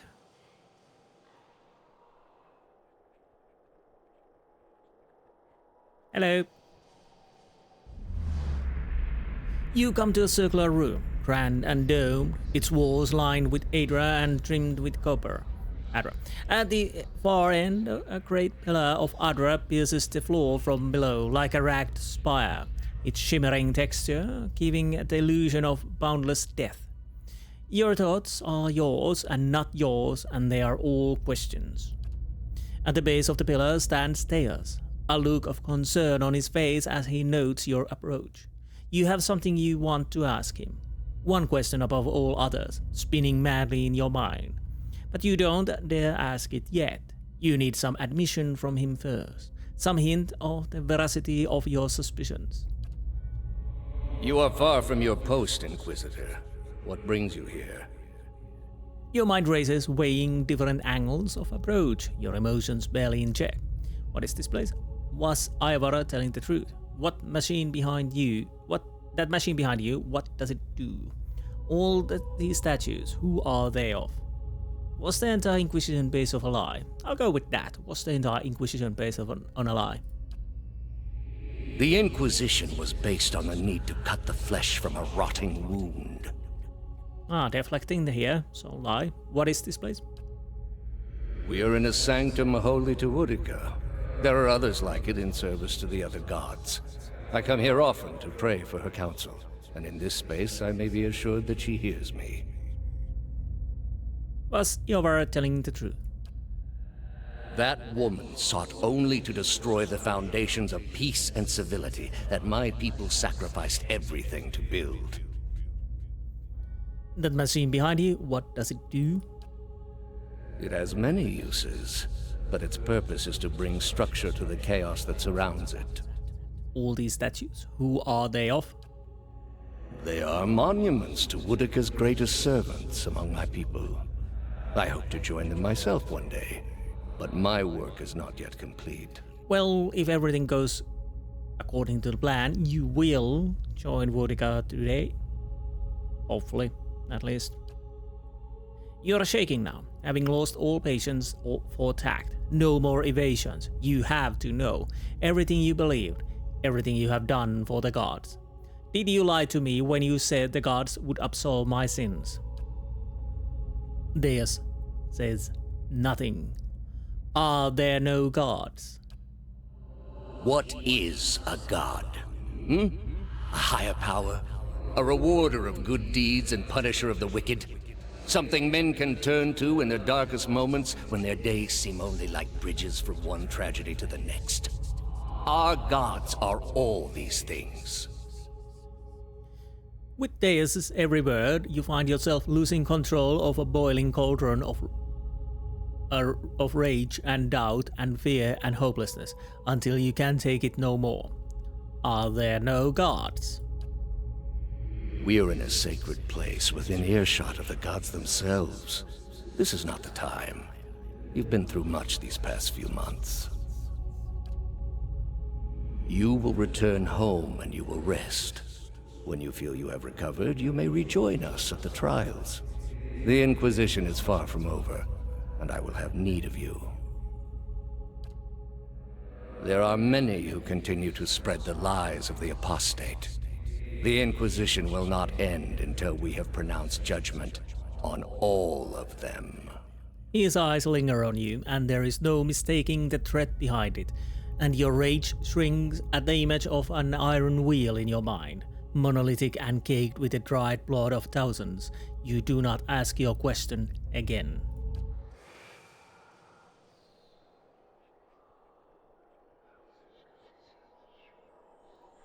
I have a feeling we are starting the fight in a not great position. How did you find it?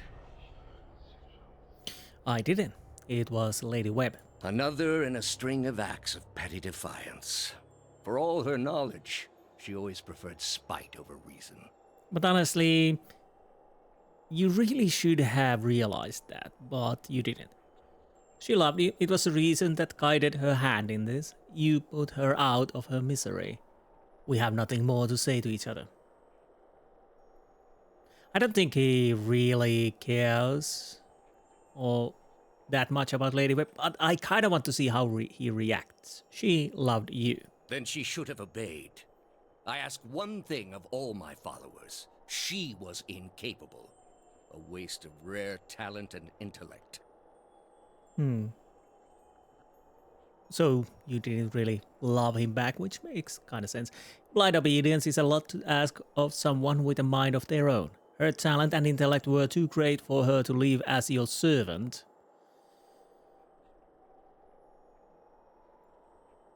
Blind obedience is a lot to ask.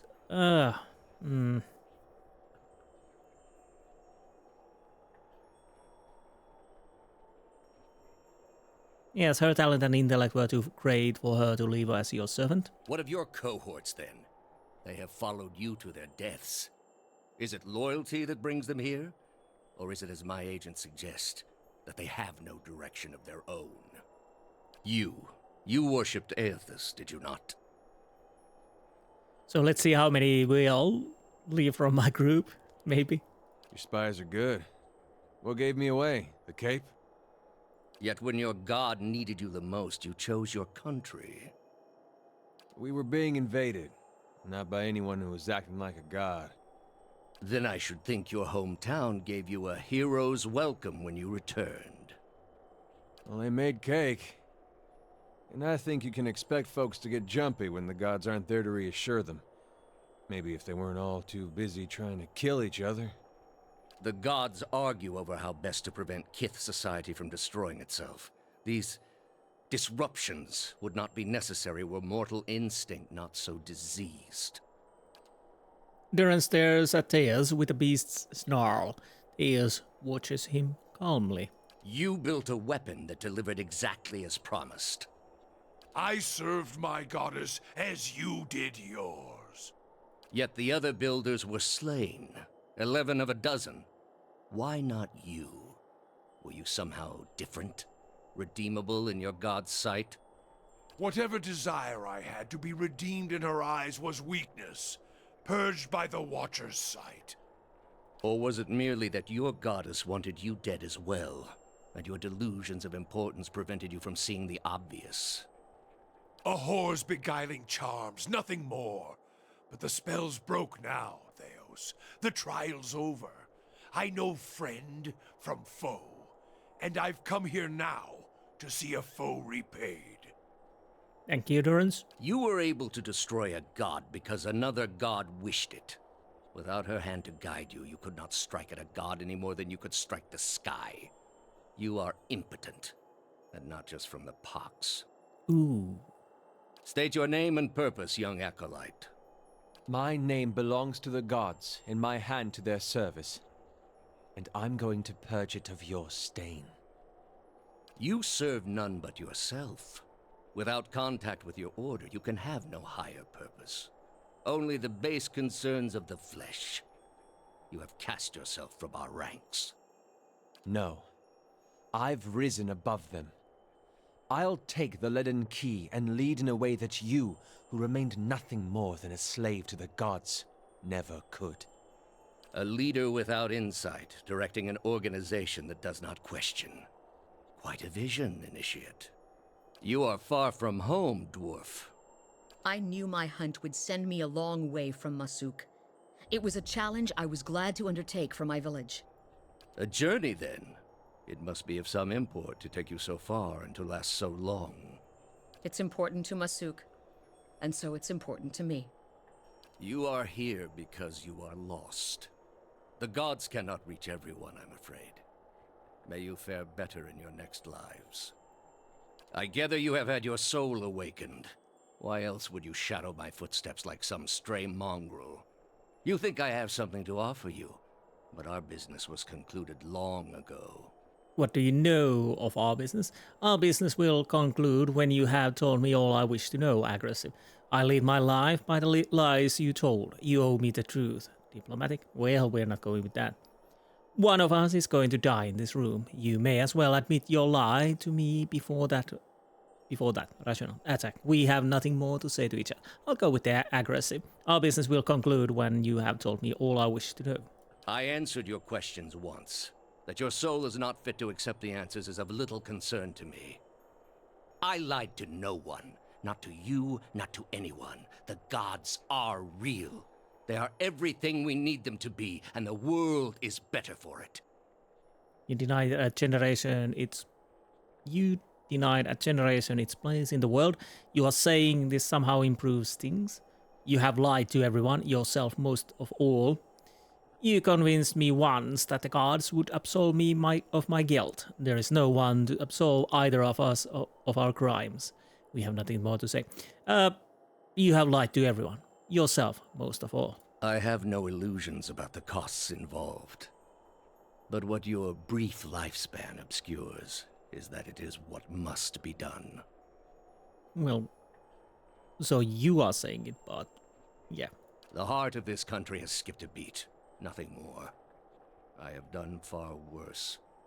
I plunged the peaceful kingdom of Thaos into civil war.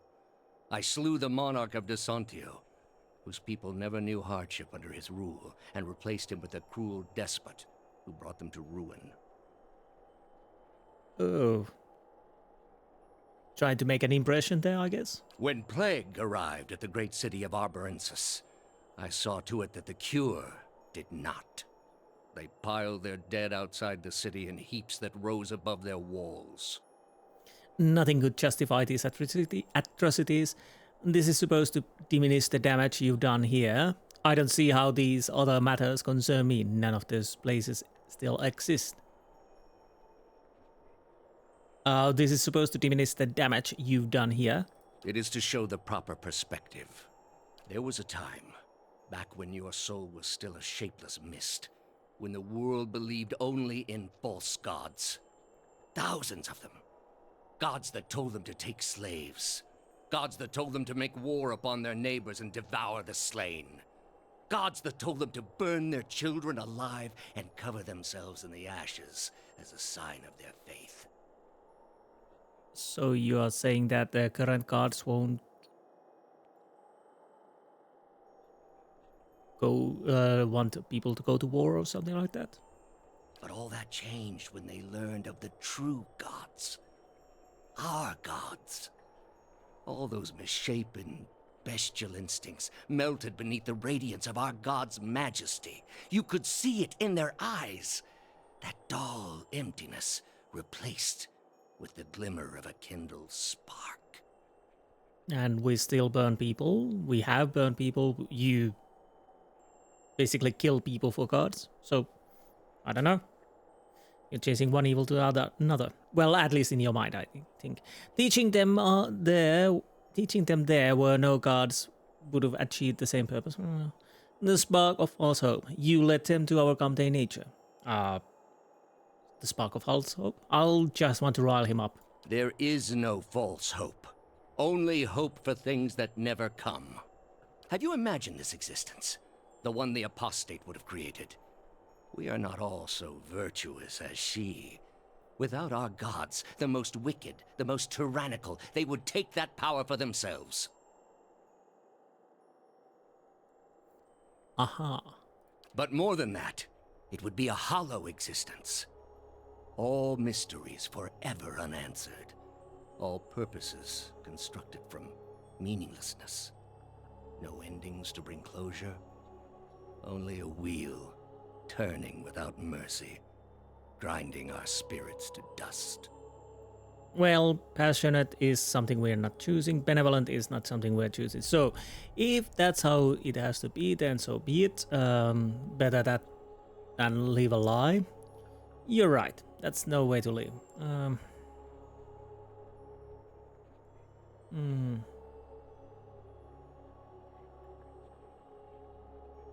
I'll go with the stoic. If that's how it has to be, then so be it. If you would welcome a wretched and lifeless existence, then by all means. But I will not see the rest of the world saddled with such a curse. You just wish to see the world burn, I guess. All I have seen, the millennia of experience. I will not be dissuaded from this course. This is the only way. You're blind to think yours is the only way. You are controlled by your own doubts. We are all controlled by our own doubts. Better that we should be relieved of them.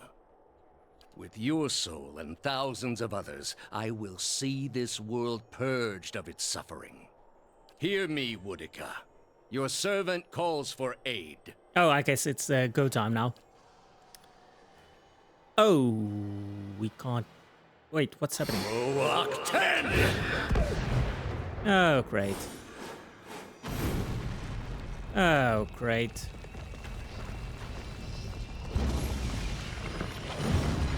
Are you vessels, perchance? Actually, you are. So... Enough of this. That's it.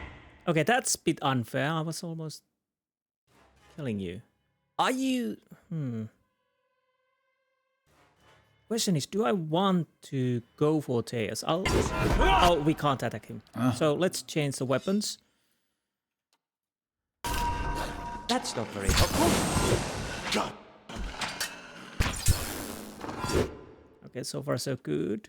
Honestly, let's see. This thing isn't doing... Worth and rough! Okay, Voidiga charge is almost down. We might want you to get this going.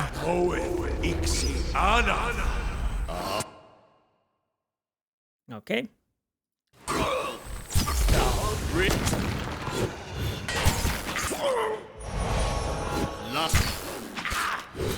Okay, let's destroy this headsman. And please, you need to heal. Oh, you're standing right next to...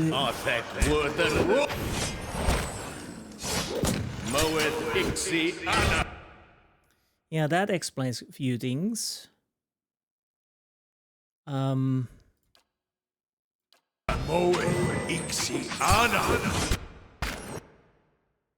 So if we are lucky... Come on, headsman, die! Could you... Oh, yes. bloody hell. Oh, yeah, dead. Well, we still want to fight this, I guess. Let's see. Can we knock you... Actually, I could check. Resistant, blinded, dazed, dominated, double, barrel, 35 seconds, stuck, stunned, weakened, charmed, confused, prone.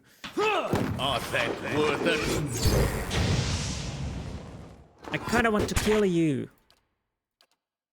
I probably should have concentrated on them. What? Concentrated on the Thaos. Now, let's put this going on. Oh, fuck. I think we have to take this again.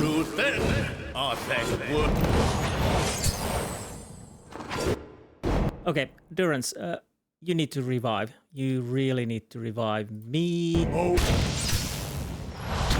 Okay, that's good. Now, let's heal. Durance, while you're at it, you will revive Aloth.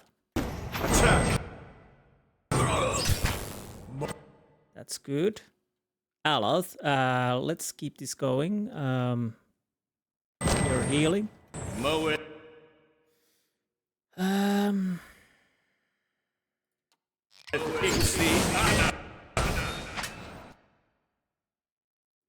You need to now, please, get Durance up. Did we kill? I think we did, but are we still working out? I don't know. Heal. Yes, please die. What?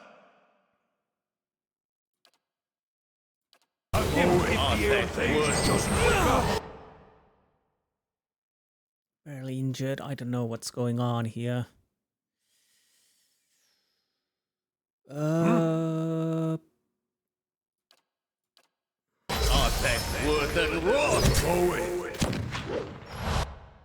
How may I help?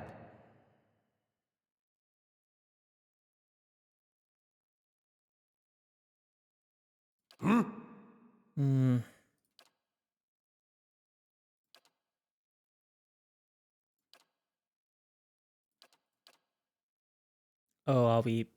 What's going on? We are confused. Oh,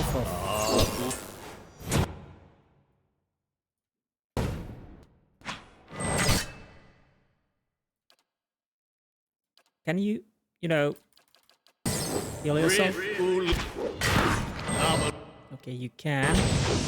Can't stand much longer. I know. Get Alex up, please. Oh, Alex did straight away. Bloody hell. And Thaos is barely injured. Oh, great. Come on. Oh, Durance, everything is gone for now. I guess we'll have to take that again. What is this? Defensive mind, we're linking her mind. I don't know what to do here.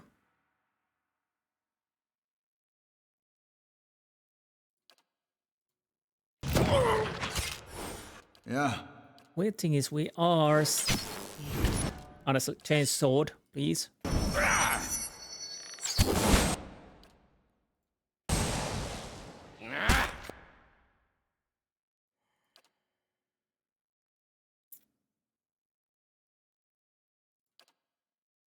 Oh. You are, what, dominated? Great. And we're dead.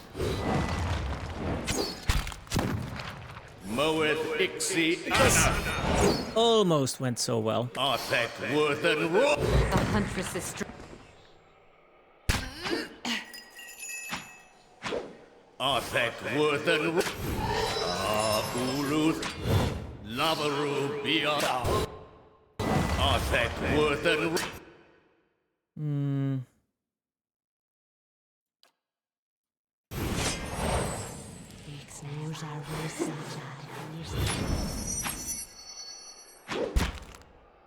And there it goes. So,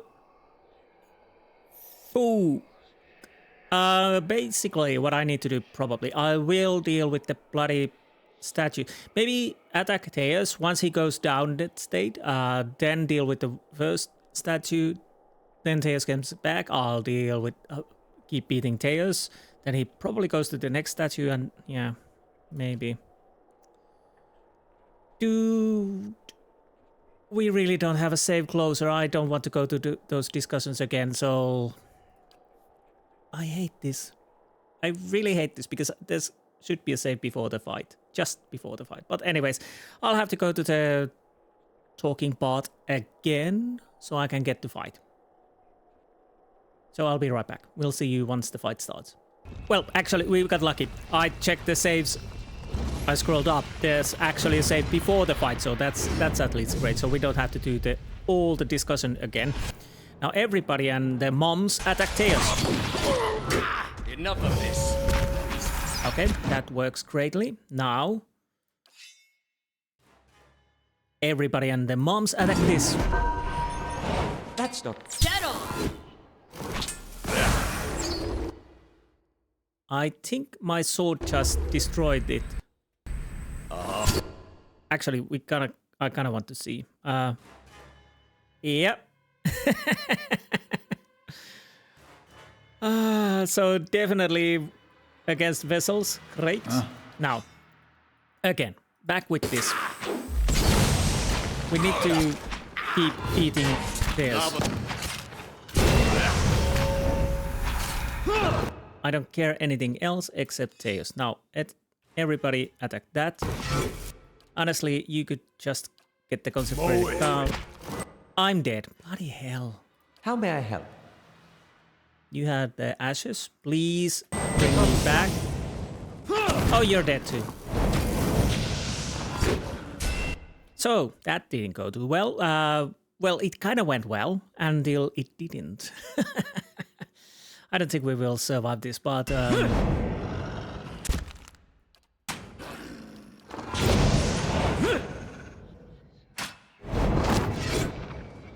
yeah, I'm fairly certain we will not win this. Let's try the knockdown, which probably doesn't... What? You could, you know... Oh, wait. You bring Aloth back. Aye? Aloth, bring me back, please. Aloth. Oh, you don't have any heals left. Do you have any? Yes, you do. And bring Sagani back.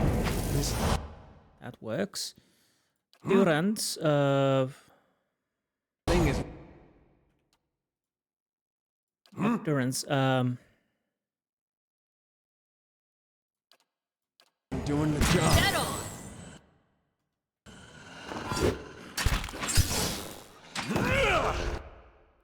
okay. Oh, thank. Okay, this is going a bit differently. I don't know if we still can beat him, but at least we're doing our best. What?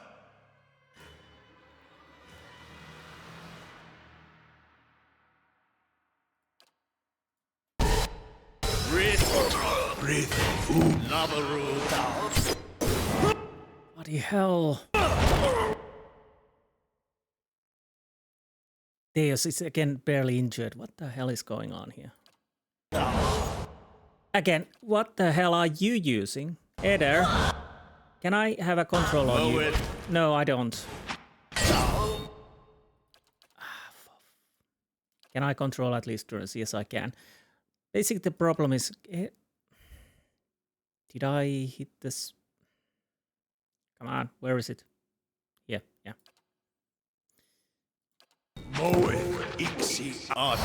Okay, that's working.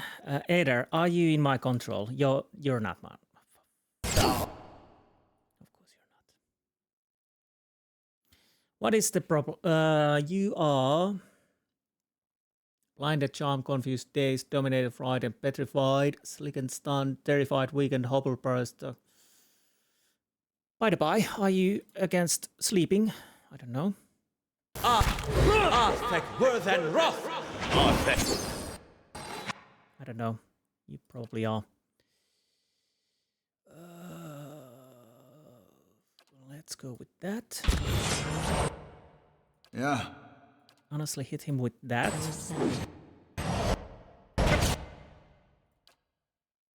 Eder, are you in my control? Yes, you are. Change the bloody weapon now. Thank you. Now, what do I want to do with you? I kind of need to heal, but I kind of also want to save the priest spells.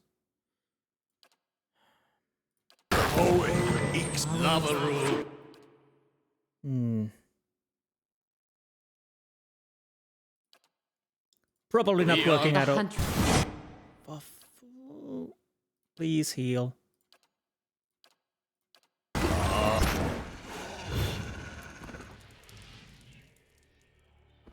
Oh, he's dead. I was so busy checking the character portraits and whatnot that I didn't realize we actually killed him. At your feet rests the body of Thaos, hollow, the dense wrinkles shaped by the silent shouldering of an eternal burden now smoothed across his color-drained face. His soul remains still for the moment, defenseless. Its energy expended in defeat. It lies sprawled across his body like a death shroud. Oh, wait a minute. Okay. That's the servant down, and the mistress still to go. A good start, worthy of being built upon. Yeah, we killed already one god, why not rest? After journeying for lifetimes, I can't imagine his failure, knowing it was all for nothing. Thousands of souls he has tortured. Would that he could live those sufferings 1,000 times himself. He was good at serving his god, I give him that. But he should have picked a better one. All those lives. And at the end of them, he was no better than the very people he sought to guide. A pity he would ever have to face that realization again. Now, we finally get some answers. Explore Thaos' soul. With a deep breath, you plunge into Thaos' soul, and where in Brackenbury it had been a maze of narrow corridors and dead ends, now it is expansive and borderless, its walls crumbling into heaps like the ruins on Engvith as you pass through them. You travel for what seems like ages, rushing to a known destination, a memory you glimpsed once before. At last you see it, no more than a pinprick of light at the end of a long tunnel, expanding slowly at first, then quickly as you near. You come out in the room you are standing in now, but it is new and pristine and filled with people. Thousands of them, all turned towards the great Adra pillar and the machine that encases it. There stands at the machine, and you are one with him now. You look out at the crowd, at the faces of shriveled old men and cherub-cheeked little girls, at the mothers bouncing infants to quiet them, and the fathers clasping their children's restless hands and watching you with somber acceptance. A woman with tears in her eyes gives you small nod. You turn back toward the machine, your breath constricted beneath the weight of unwanted knowledge, preparing yourself to set out alone on a journey without end. You close your eyes and open them again, to find the machine still in front of you, beckoning. You take your place in front of it and place your hands upon a large mechanical disc at the base of the great crystal column and speak single word. Giant rings creak to life, building speed, setting arrays of carved draconic mouths aglow and sending tremors through the platform beneath you. The entire room shakes now with the force of accelerating machine, all sound drowned out by its deep, deafening drum.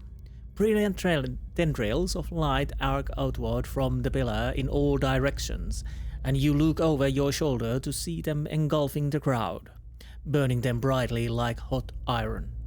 One by one, the tendrils disappear, leaving ashen effigies where people once stood, many of them disintegrating in the grey heaps under the stress of the tremors.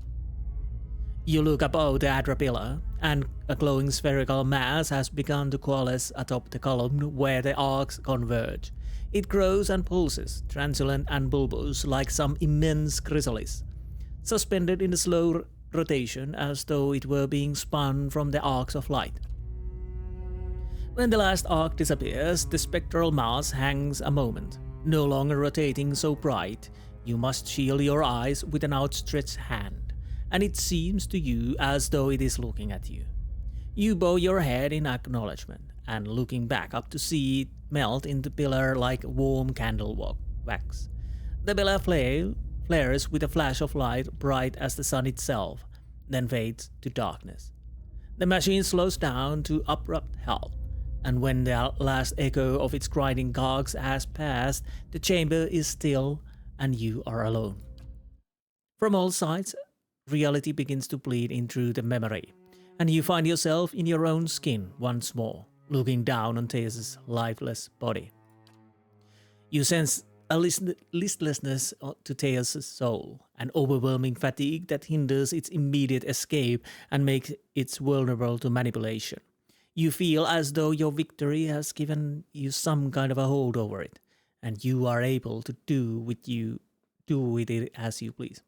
So return it to the cycle. You will remember this, Thaos. Remember that no man can hide the truth forever, and all you've done was done in futility. Your memory shall be your penance. Tear his soul apart. I do not envy you, Thaos. I, of all people, realize the sway of memories can hold. It is time you were granted peace. Banish his soul to Breith Eaman. There's X Arcanon. There can be no forgiveness for your deeds, only justice. You shall escape judgment no longer. Destroy all memories contained within. Your memory makes you a slave of your own past. Perhaps it can be undone, but it can't be undone, but it can be forgotten. It shall trouble neither of us any longer. There his soul apart. You cause me great suffering, Thaos. You do not deserve to exist. That would be too easy. I'll banish his soul to Breith Eaman. There's Arcanon. There can be no forgiveness for your deeds, only justice. You shall escape judgment no longer. Because destroying and forgetting, nah. To apply the teachings of Durance would more immediately satisfy the cravings in my bones. But this is the stronger lesson, for his soul is already marked by his own hand. You regard Thaos' soul, still and subdued, and your pronouncement seems to empower your spirit. Your will seems to know a thick chain. And you wind it around Thaos, constraining all movement, eliminating any possible last means of resistance.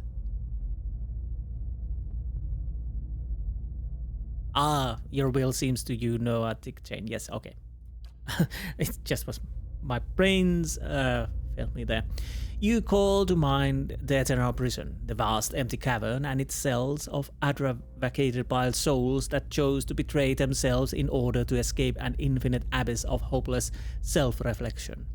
You choose a vacant pillar and pour your consciousness into it, creating a perfect, inescapable hollow with space for one. And now you gather up Thaos' soul and bear it to the pillar like some bodiless jailer conjured by justice itself. You can feel its resistance now, the abject terror radiating from it, but your bindings will not be broken.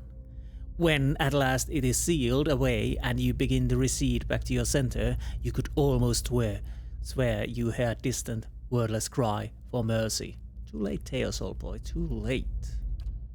In the stillness that follows, a single word echoes through your mind. A word you spoke when you were one with the Thaos in an ancient memory. You realize it is the word that activates the machine.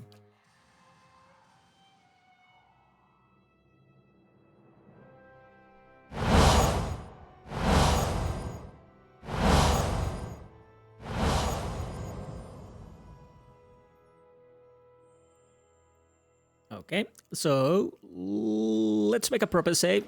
Then we have to apparently talk to people again. Makes sense. That was okay fight overall. Not as annoying as the dragons. And fortunately, there was actually, I can show it to you guys. There's actually a save. Wait. Yeah, we have the Sun in Shadows autosave. It's just right before the battle. That's nice. So I didn't have to talk all over it again and whatnot. So that's nice. The sword, of course, against vessels, definitely nice to have. And yeah, it would seem that the best course of action is attack Thaos as much as he can. So he retreats to the vessel, then he attack the vessels, and rinse and repeat. That would probably work. But it was still touch and go here and there. Anyways, Ada? Thaos, he had hold of your soul from a long time back, seems like. You get what you needed from him? I got an answer to an old question. I got justice. I am beyond those needs now. I have risen. I have been awakened. I guess I got the answer to an old question. Those can be hard to come by. I feel for people still looking for theirs. Easy to see what it means to them to have someone to look to for answers. You'll be feeling better soon then. Good. That's real good. You got it figured out what you're going to do about all that? I at least say yes, although I don't know. Yes. Got a lot of people out there thinking they've been abandoned by their gods. There's not much that'll put the fear in you more than that. You can take my word for it. If it was in my power, and I know it's not, but if it was, I'd send every last one of those souls right back where they were supposed to go in the first place. So folks could get back to believing what they used to. And after what you've been through, though, I'm sure you got your own ideas. Better make it good. Again, the Wael's solution kind of tempts me, and I might go with that. But we'll see. Anyways, grieving mother. Thaos may be gone, but his crimes, the wounds he has inflicted, remain. Yet before you lies an opportunity to heal, to restore, only through the healing of families, repairing the bonds between parent and child, reforging the shattered links between generations, can the dear would be knit whole once more. I'm not sure I agree. I cannot stop you, Watcher, nor can I accomplish what must be done, but I beg you to use this rare chance for mercy and restoration. That is all. Yeah, well, we'll see what I do. Sagani? Never thought I'd see something like this in my travels. Lends a little perspective, doesn't it? Well, I guess this is a one-of-a-kind journey, you know? It's a bitter thing to have come so far only to find that it was all for nothing. Somehow, I don't think we're any better off knowing what we do. You might have a point there. Thank you for traveling with me. I'd probably still be twiddling my thumbs by the side of the road if you hadn't come along. Thanks for bringing us this far. That also might be true. Durance? The end of the road greets us at last. You fared well, Watcher. Better than any Watcher has right to. Seems you were afield in need of a flame's cleansing. Would that my own trial had produced such an outcome. I had figured myself for the field all this time. But you were the field, and I the darkness. A lesson neither of Durance nor of Margarin. But with that trial's end, a new one begins, a god's trial, and I will stand in judgment without mercy. Course you are, Durance, course you are. And Aloth. Astounding. I always knew the Leaden Key stood for something big, but I didn't quite realize what I'd gotten myself into. And now, you're in the middle of something even bigger. With a decision that will affect millions. This is beyond either of us. The certainty of the gods is a mercy. Power like this is a heavy burden. Just look at how it crushed Thaos. And perhaps he was right to surrender it to Woodica. Really, Aloth? Really? After all this? Theirs was wrong. It's your decision, of course. And whatever you decide, I'm glad our paths crossed in Gilded Vale. So, well, there really isn't anything else to do except make a choice.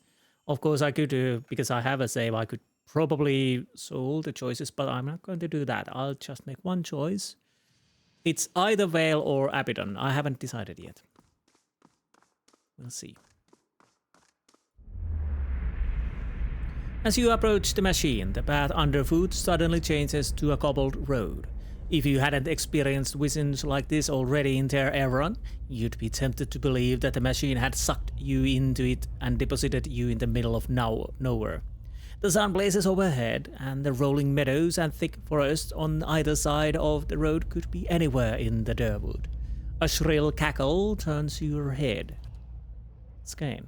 Standing next to you is a malnourished man, clad in the threadbare loincloth and manacles. His entire body is stripped with lash marks, and there are scarred pits where his nose and ears should be. He stinks of stale sweat and unwashed filth. You notice someone wandering down the road, but the figure's back is to you. The scarred slave has your attention for now. I have observed you, Watcher. The way you handled that noble girl in Deerford, delivering an idol effigy to her uncle. A most careful scheme. Oh, so if we wouldn't have done that, if we would foiled Skaen's plan, I guess we wouldn't have this option. You have labored at the pleasure of others. That shriveled hag in Hadrit House, those preening soldiers with more taste for silk than steel, the wretched tribesmen playing out their fantasies of grandeur. And then you cowered and knelt before the gods themselves, begging one paltry favor and receiving riddles and visions in response. Are you saying that the soldiers were shit in silk stockings or something like that? Anyway, sidetrackers, let's continue. And now the gods give you orders and commands, even while you set out to fix what they cannot. Yet what have they offered you? Oh no, gods give me orders and commands, and you're not doing that here. You're just offering me something else, of course. Given the breadth of the Iron Manacle, it's amazing that he can raise his bones in arm, but he does. And he points to the person walking the other way along the road. The exiled queen is not an ungrateful patron. You get a better look at the lone figure and realize that she's wearing robes, tattered and singed, but fine nonetheless. On her head is the silhouette of a broken crown. She continues walking, her pace slow but determined. Well, you see, again, there's a little problem. If Wojtek wanted my help, she should have contacted me, but she didn't, so I don't have a deal with her. Finish the work Thaos began. Strengthen Woodica with these souls and allow her to become the most powerful of all the gods, with you as her favored.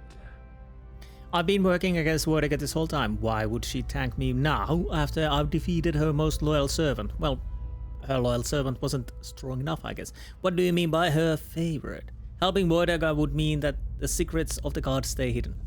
But I'll go with it. I've been working against Wojtek this whole time. Why would she thank me now? The ragged hole in Skaen's face wrinkles with disgust. Loyal and weak. Thaos proved his inadequacy when he failed to anticipate you. A plan exposed is worse than none at all. But you have proven resourceful, equal to the schemes of gods. Wojtek has a long memory watcher for both friends and foes, and she keeps her oaths. Okay. What do you mean by her favorite? The recipient of Wojtek's blessing. She has always had a place for mortals of particular merit. If you help her now, she will become the most powerful of all the gods, and you will be the one who made her so. Think of the lifetimes of rewards you would reap. The only reward I wish is the joy of pulling bloody shards of her broken crown from my staff when I have finished with her trial. Oh, Durance, thank you. I didn't know you were hearing this. Skaen turns his flinty eyes on Durance. So says your companion, who's been abandoned by his own god. Do you really trust him to make alliances for you? Helping Wojtek would mean that the secrets of the gods stay hidden. Safely hidden, yes. From the violent overlords who would cease to fear punishment in their next life. From the heavy-handed masters who would answer to no one. The world needs some schemes. Or are the souls of kids so pure that you would snap the tenuous threads that bind society? And unsavory as it sounds, there is a wisdom in this. Remember the riots in Defiance Bay. What kind of madness would people like that reach without the confines and promises of the gods? If I remember correctly, Alot, you were against animancy. You were basically on the same side as Thaos. Skaen takes a bundle at his feet and hefts the burden onto his back. I've explained the alternative, Watcher. Continue as a pawn of the gods or a partner of one. But I would still be a pawn. Even more than now. At the other end of the road, the figure stops. She turns her head just enough to look over her shoulder. Her face is mostly hidden, but one merciless eye peers at you from a cheek of rippled, scorched flesh. I won't help you. You say that now, But when you're standing in front of the machine, considering the lifetimes and the powers that await you, we'll see what you do. He continues down the road, and when the sun suddenly drops below the horizon, it plunges you into momentary darkness. You come to your senses in front of the machine. All this evil we've seen going all the way back to the Saints' War. That was all Voideca. Imagine if she was stronger on top of it all. Yeah, now, let's finally move forward and see. With your companions bearing witness, you step up to the place where Thaos once stood before his people long ago. The great machine lies in front of you, idle, ready. You have seen this machine and others like it in operation. You understand how it works. It is a device for directing souls. As a watcher, it would be a simple matter to influence that direction. Though as big as the machine is, it may be the last thing you ever do. Okay, let's speak the command. There is a shrieking of stone grinding against stone as old cogs loosen and begin to turn. You have only moments before the souls will be sent in the other way. This will be your only chance at redirecting them. So I could send them back to the cycle, yes. Return the souls to the bodies where they were intended for. Yes. Entropically disintegrate the souls, ending their existence. This was something I promised. Distribute the essence of existing souls into Durwood to strengthen them. Allow the souls to pass through the way into Voideca. Okay, yeah. So this was what I was thinking. But now we have this. Disperse the souls to an unknown location. You close your eyes and expand your perception outward, taking in the immense totality of the tens of thousands souls orbiting the chamber. Your grasp on the souls is tenuous. You find yourself fighting to keep them all within your influence. And you can feel them slipping away from you as the machine gains speed. A brief moment comes when it feels as though you hold all of them at once, and their force is so great it feels as though they will tear you apart. In that moment, you dedicate your entire being to bending their orbit, channeling their flow in new direction. I hope I choose the correct one. At your command, the ancient device became your instrument, spinning to life with deafening resonance and gathering up the swirling essence like thread on a great spindle. There, in the pale pulsing glow of the machine that set you on this path long ago, you summoned all your strength, focusing on your objective and blocking out all else. With a single concussive blast that rocked the chamber and sent you tumbling to the ground, you freed the souls from their stasis. Exhausted, your consciousness slipping away, your last sight was of the machine, dark and dormant. Then your eyes closed, and sleep welcomed you at long last. After coming to and searching for some time, you discovered the route Thaos used to enter Sun in Shadow, and embarked on a long and arduous ascent back to the surface. You emerged in Ter Evron after days of tunneling through the rubble Thaos had left behind, and when you stepped into the daylight, you were faced with a different Dyrwood than the one you had left. At your direction, the souls of the Hollowborn, long lost to the people of Dyrwood, were sent to a place or places unknown, for reasons as mysterious as the god who suggested it. No sooner had the mystery of their whereabouts been solved than it was renewed, a new riddle for someone yet to be revealed, or perhaps for no one at all. For the people of Dyrwood, the question would linger as it always had, for even the truth was beyond belief. One day the Hollow Births had stopped with as little explanation as they had started. For all their joy at the legacy's end, Dyrwoodans would have to content themselves with their own theories as to the how and why of it all. But perhaps this was as well intended. It is said that Galawain is the enforcer of the gods, and is known to hunt down those who wrong them. To wrong Galawain, then, is truly to wake the beast, and the father of monsters took great umbrage at your broken promise to him. Along with Mogren and Abidan, Galawain embarked upon a more direct approach to claiming his quarry. In the months that followed, the frontier settlements of Dyrwood were inexplicably attacked by packs of beasts and monsters, suddenly organized and unafraid to approach Kith on their own land. Many such villages were all but destroyed by the time troops could be dispatched from local garrisons. Those that weren't destroyed by the beasts of Galawain often found themselves at the mercy of the fires of Mogren. A dry spell throughout Deerwood led to a rash of forest fires on a scale not seen since the War of Black Trees, and many settlements paid the price for their proximity to the wilderness.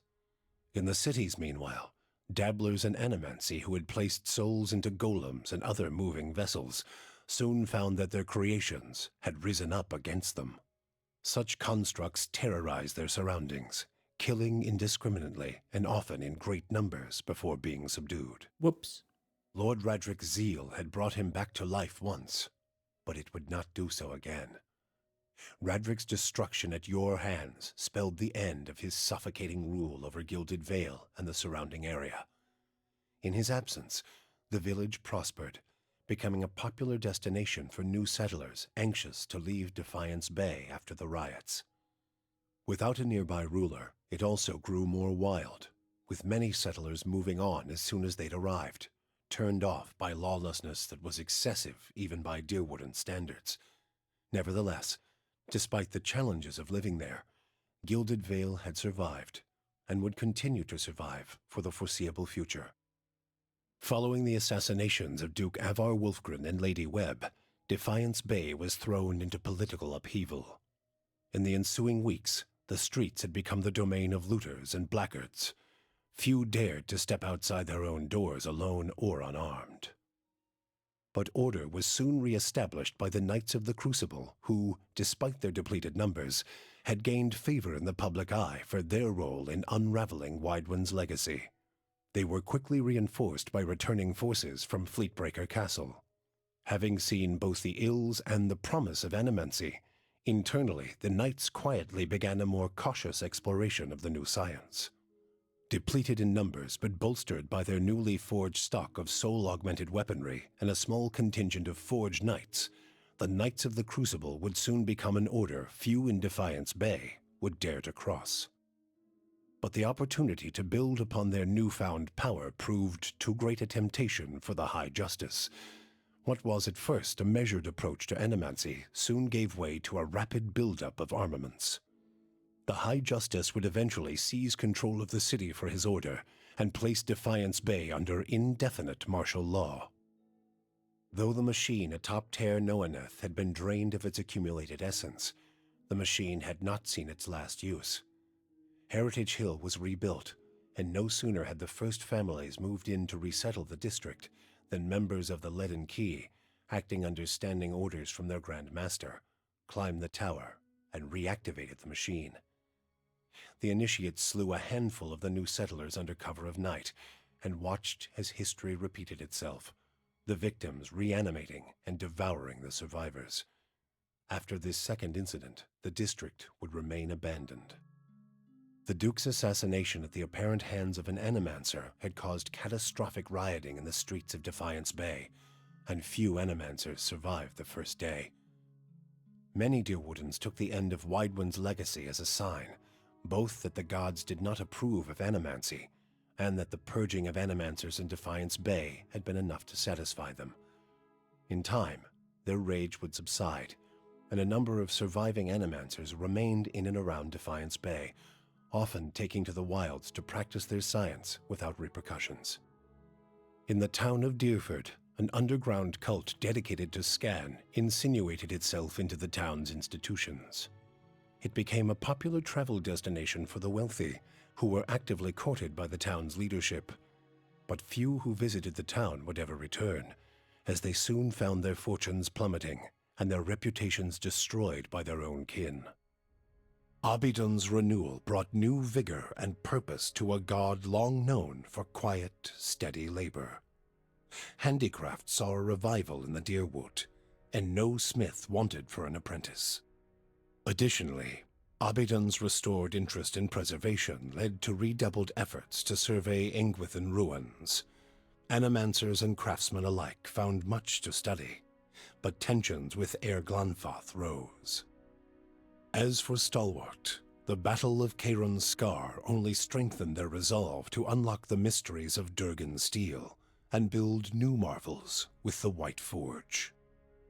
However, Stalwart's ambitions brought them into further conflict with the Raid Serens, as more and more impoverished communities gathered at the border and vowed to finish the work of the Iron Flail. It would be many generations before the region saw peace. The Flames That Whisper clan found a cautious peace with Stalwart, particularly once the villagers heard of the aid the ogres had offered against the Eyeless. The clan moved back into the Russet Wood, and as Stalwart grew in prestige, the villagers formed a tighter alliance with their ogre neighbors. Within a generation, ogre traders visited Stalwart, and village hunters were welcome in the Russet Wood. Harmka's death had brought the Devil of Carrick little satisfaction. In time, her taste for vengeance soured. What replaced it was a hunger to feel something, anything, new. Summer had thinned the snowpack twice over when she felt the joint at her elbow first begin to stiffen. She turned her back on the hopes of animancy and civilization and walked east. She pushed through the mountains, past Raid Ceres, and into the broad plains of Ishamiddle. She had forgotten what it was like to simply journey, no goal or destination in mind. Though she felt nothing more than the steady thump of her feet on the road, the endless horizons and grassy meadows were new to her. She measured her time in the gradual rusting of her body and was satisfied. Her movements slowed, but so did the world around her. Waist-high grasses undulated and tacked in the wind, as gradual as the tides. Sparrows and blackjays made steady pilgrimages across the sky, each flap of their wings a solemn salute. She could hardly move when she found something she had never seen before, the ocean. With the last of her strength, she pulled herself beneath the water, content at last to feel the movement of currents and the constant caress of the waves. Zawa came to believe that the Dakan had survived through him. He returned to Ishamiddle, where he united a number of small, vulnerable tribes under the beliefs of his people. He called them Takanakeen, kin of Takan, and under his tutelage, they became strong enough to resist would-be conquerors. Zawa taught his secrets not to one chosen person, but to all, that the line of knowledge might never be broken. Free from the burden of her memory, Maneha soon left the gift-bearers and resumed adventuring. Now that she had a taste for the world, she wanted to experience it anew. Maneha rediscovered her zest for battle, extravagance, and romance. She kept her gaze on the horizon, looking from one journey to another more distant, from the lover in her arms to another more fervent. Hers was a life of excitement, violence, and passion. She moved too quickly for regret to catch up with her, and she hoped only that she might outpace it in the next life as well.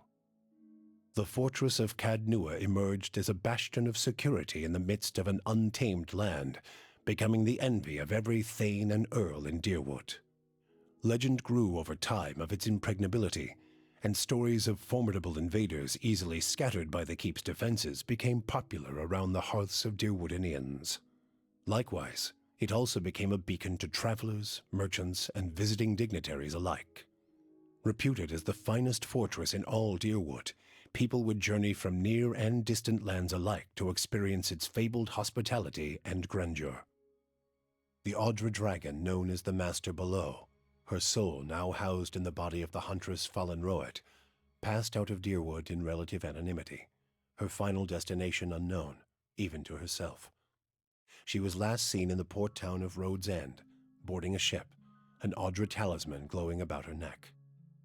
Palagina had gone against the Duke's Bell's orders by inventing a new trade arrangement with the Anamenfath to accommodate the recovering Dyrwooden market. With the Dyrwood's people still weakened by Weidman's legacy, the Valian republics easily pushed their would-be competitors out of the market.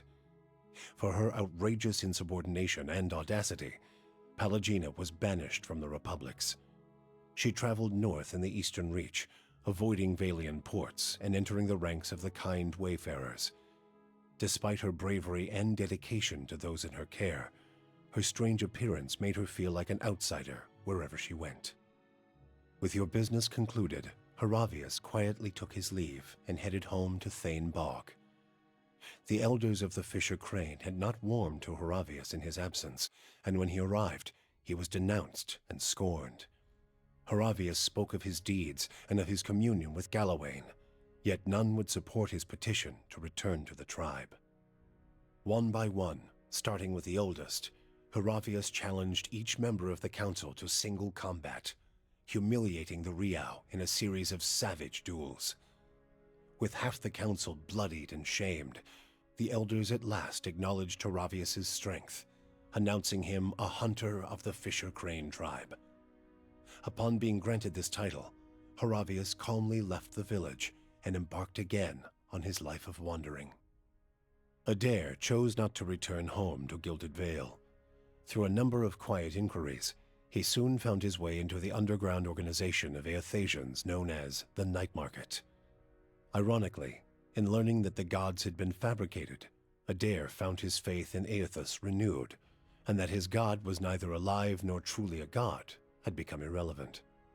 He rose quickly through the ranks of the Night Market for his optimism and for his bold leadership, his ultimate goal to make the Dyrwood a place that would welcome followers of the Shining God once again.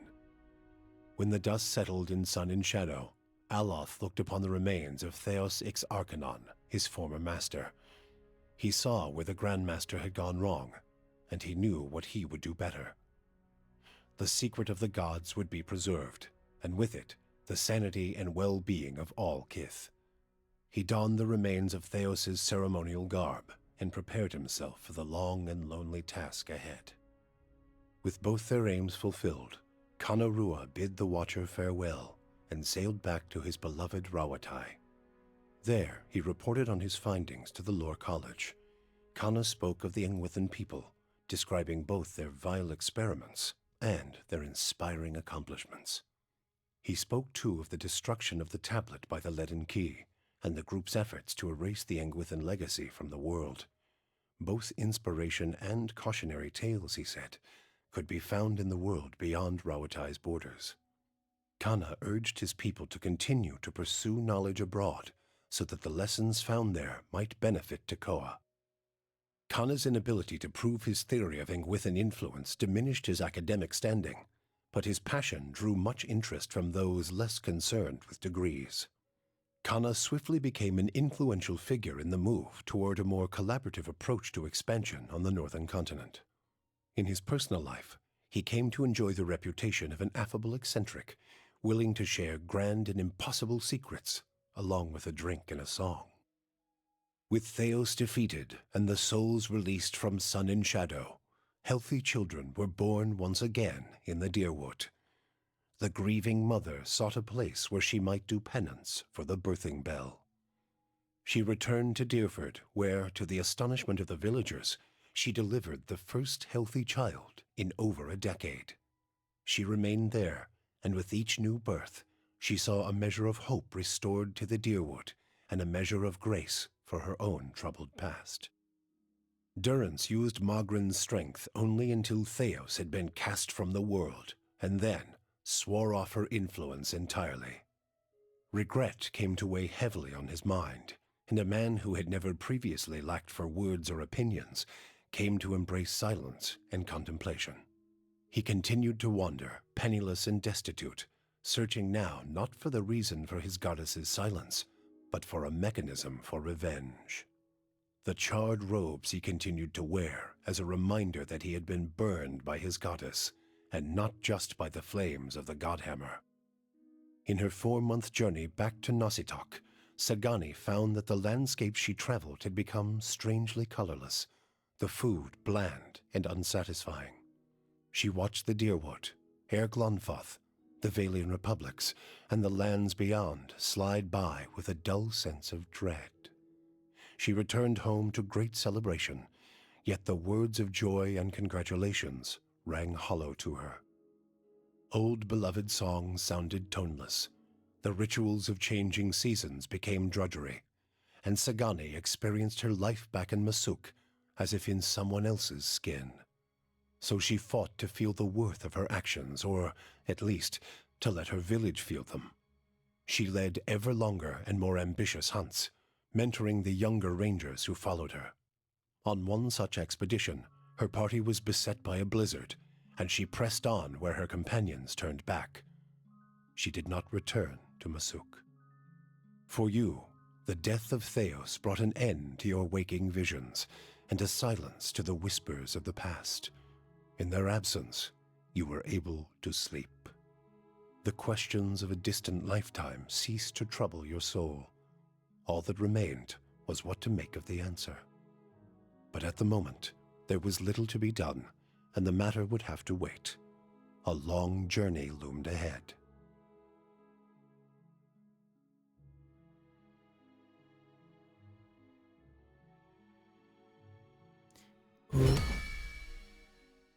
I think we're done. Let's put some speed on this. And talk once I'm in the main menu.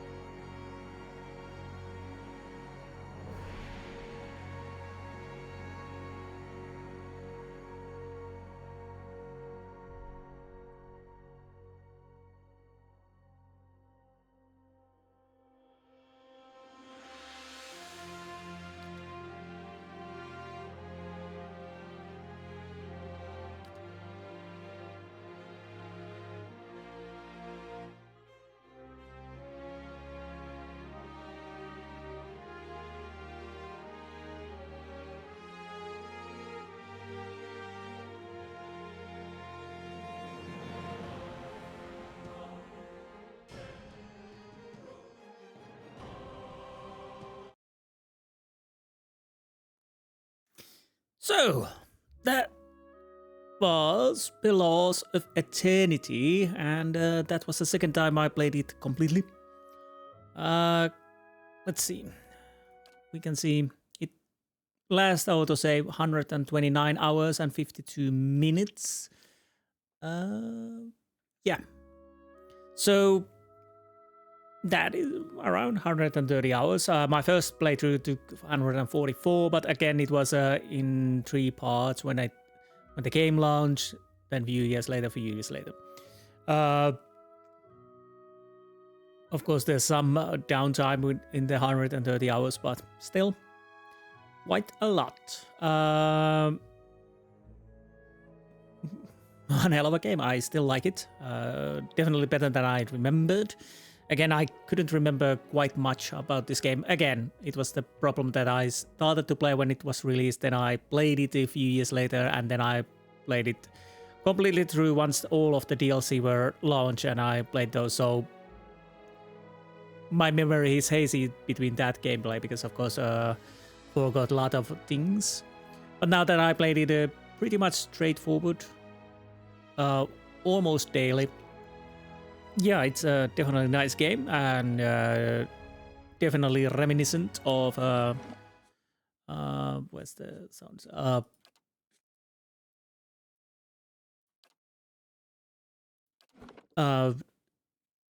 Baldur's Gate 1 and 2, Icewind Dale 1 and 2, Torment. To be honest, there's quite a lot of things that remind me of Torment. The main character's memory, what he did in the past life and whatnot. Ending, well, some characters better than others.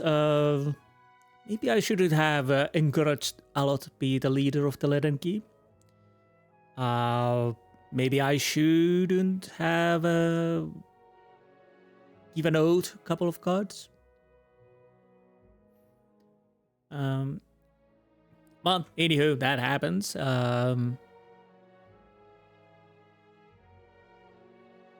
But like the game, which most of the times it's not a happy game.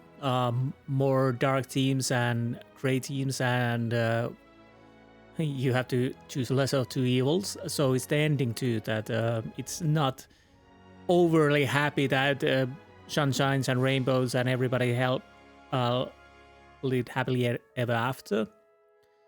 It still continued with struggles. Some victories here, more struggles there. So that's kind of nice. So overall, yes. Thaos fight, quite hard, but nothing compared to Lengrad, at least for me. Maybe for somebody the Lengrad is easier. Of course it takes, also there's the roll of the dice that can change the fight quite fast. With Thaos, the vessel sword, that was ridiculous. Again. Now the first reason why I started to play the Pillars of Eternity 1 was because I was thinking that I should play the Pillars of Eternity 2 Deadfire. Like I said, I think I've mentioned that I started it to play it while back, but I never really got very far. So I think I just completed the first area pretty much. I mean the island or something like that.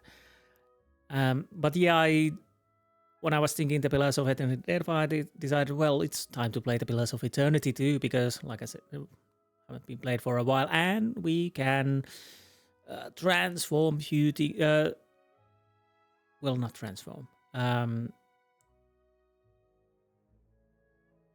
But basically, a few choices or whatnot can be inserted in the Pillars of Eternity 2. Nothing huge, so if you don't play Pillars of Eternity first one and don't import the saves, I don't think it's that huge of a deal. But might as well, because why not? And as what kind of a character we are playing, we are continuing playing with the Bleak Paladin. If that is a possibility, it's similarly like so. Not overly bad, not overly good. It depends on the situations. Again, like the Wall of Warriors in Twin Elms, it wasn't this suggested that was annoying. I probably could have done that. I was tempted to do that, but it was how I was confronted by the Old Warrior. Decided that I wouldn't do the quest for him. Of course, if you're a good character, you probably don't want to do that because you are destroying somebody's soul there. I don't know. Anyways, I really enjoyed this Let's Play. Few nagging points, mainly the Lengrad fight, because it's fresh in the memory. But again, overall, nothing too weird. Normal, again, it's quite easy. The hardest battle, I would say, is the Lengrad, for me at least, and Thaos. Surprisingly, the two dragons went pretty easily. Although Act 3, I did choose the setting that it would change things harder, but again it says in critical path, so I don't know if it affected on the dragon, or maybe I got a bit lucky. The Sky Dragon, I mean. We didn't find that red dragon because we set him free. I wanted to do that. So there's that. So next will be most likely Pillars of Earth. Oh, not Pillars of Earth. Checking books and movies. Pillars of Eternity Deadfire. I'll try to start it soonish. Hopefully faster. Maybe in a couple of days. And we'll definitely continue with the Paladin, and pretty much I'll have to check the stats, what I had when I started. My character, I'll probably put the same on there. And see, there are differences in the game, if I remember correctly. Something about that endurance versus hit points. I think that is removed, if I remember correctly, and we'll see whatever else. But yeah, overall, I didn't really have any crash. I had one crash very early on. Never happened that. After that, never happened. And then the hard crash that actually corrupted one of the recording. But that is, I guess, it was somehow NVIDIA graphic drivers. I don't know how that happened, or why that happened, but after that it hasn't happened, and hopefully it doesn't, because yeah, it was annoying to lose 2 hours of recording, which is, again, fortunately it wasn't that important overall. It was just mapping out an area and a few little things here and there, but still annoying. And yes, I couldn't recover it. I tried everything, which is, again, quite sad. But anyhow, next will be Pillars of Eternity, Dead March. Wait a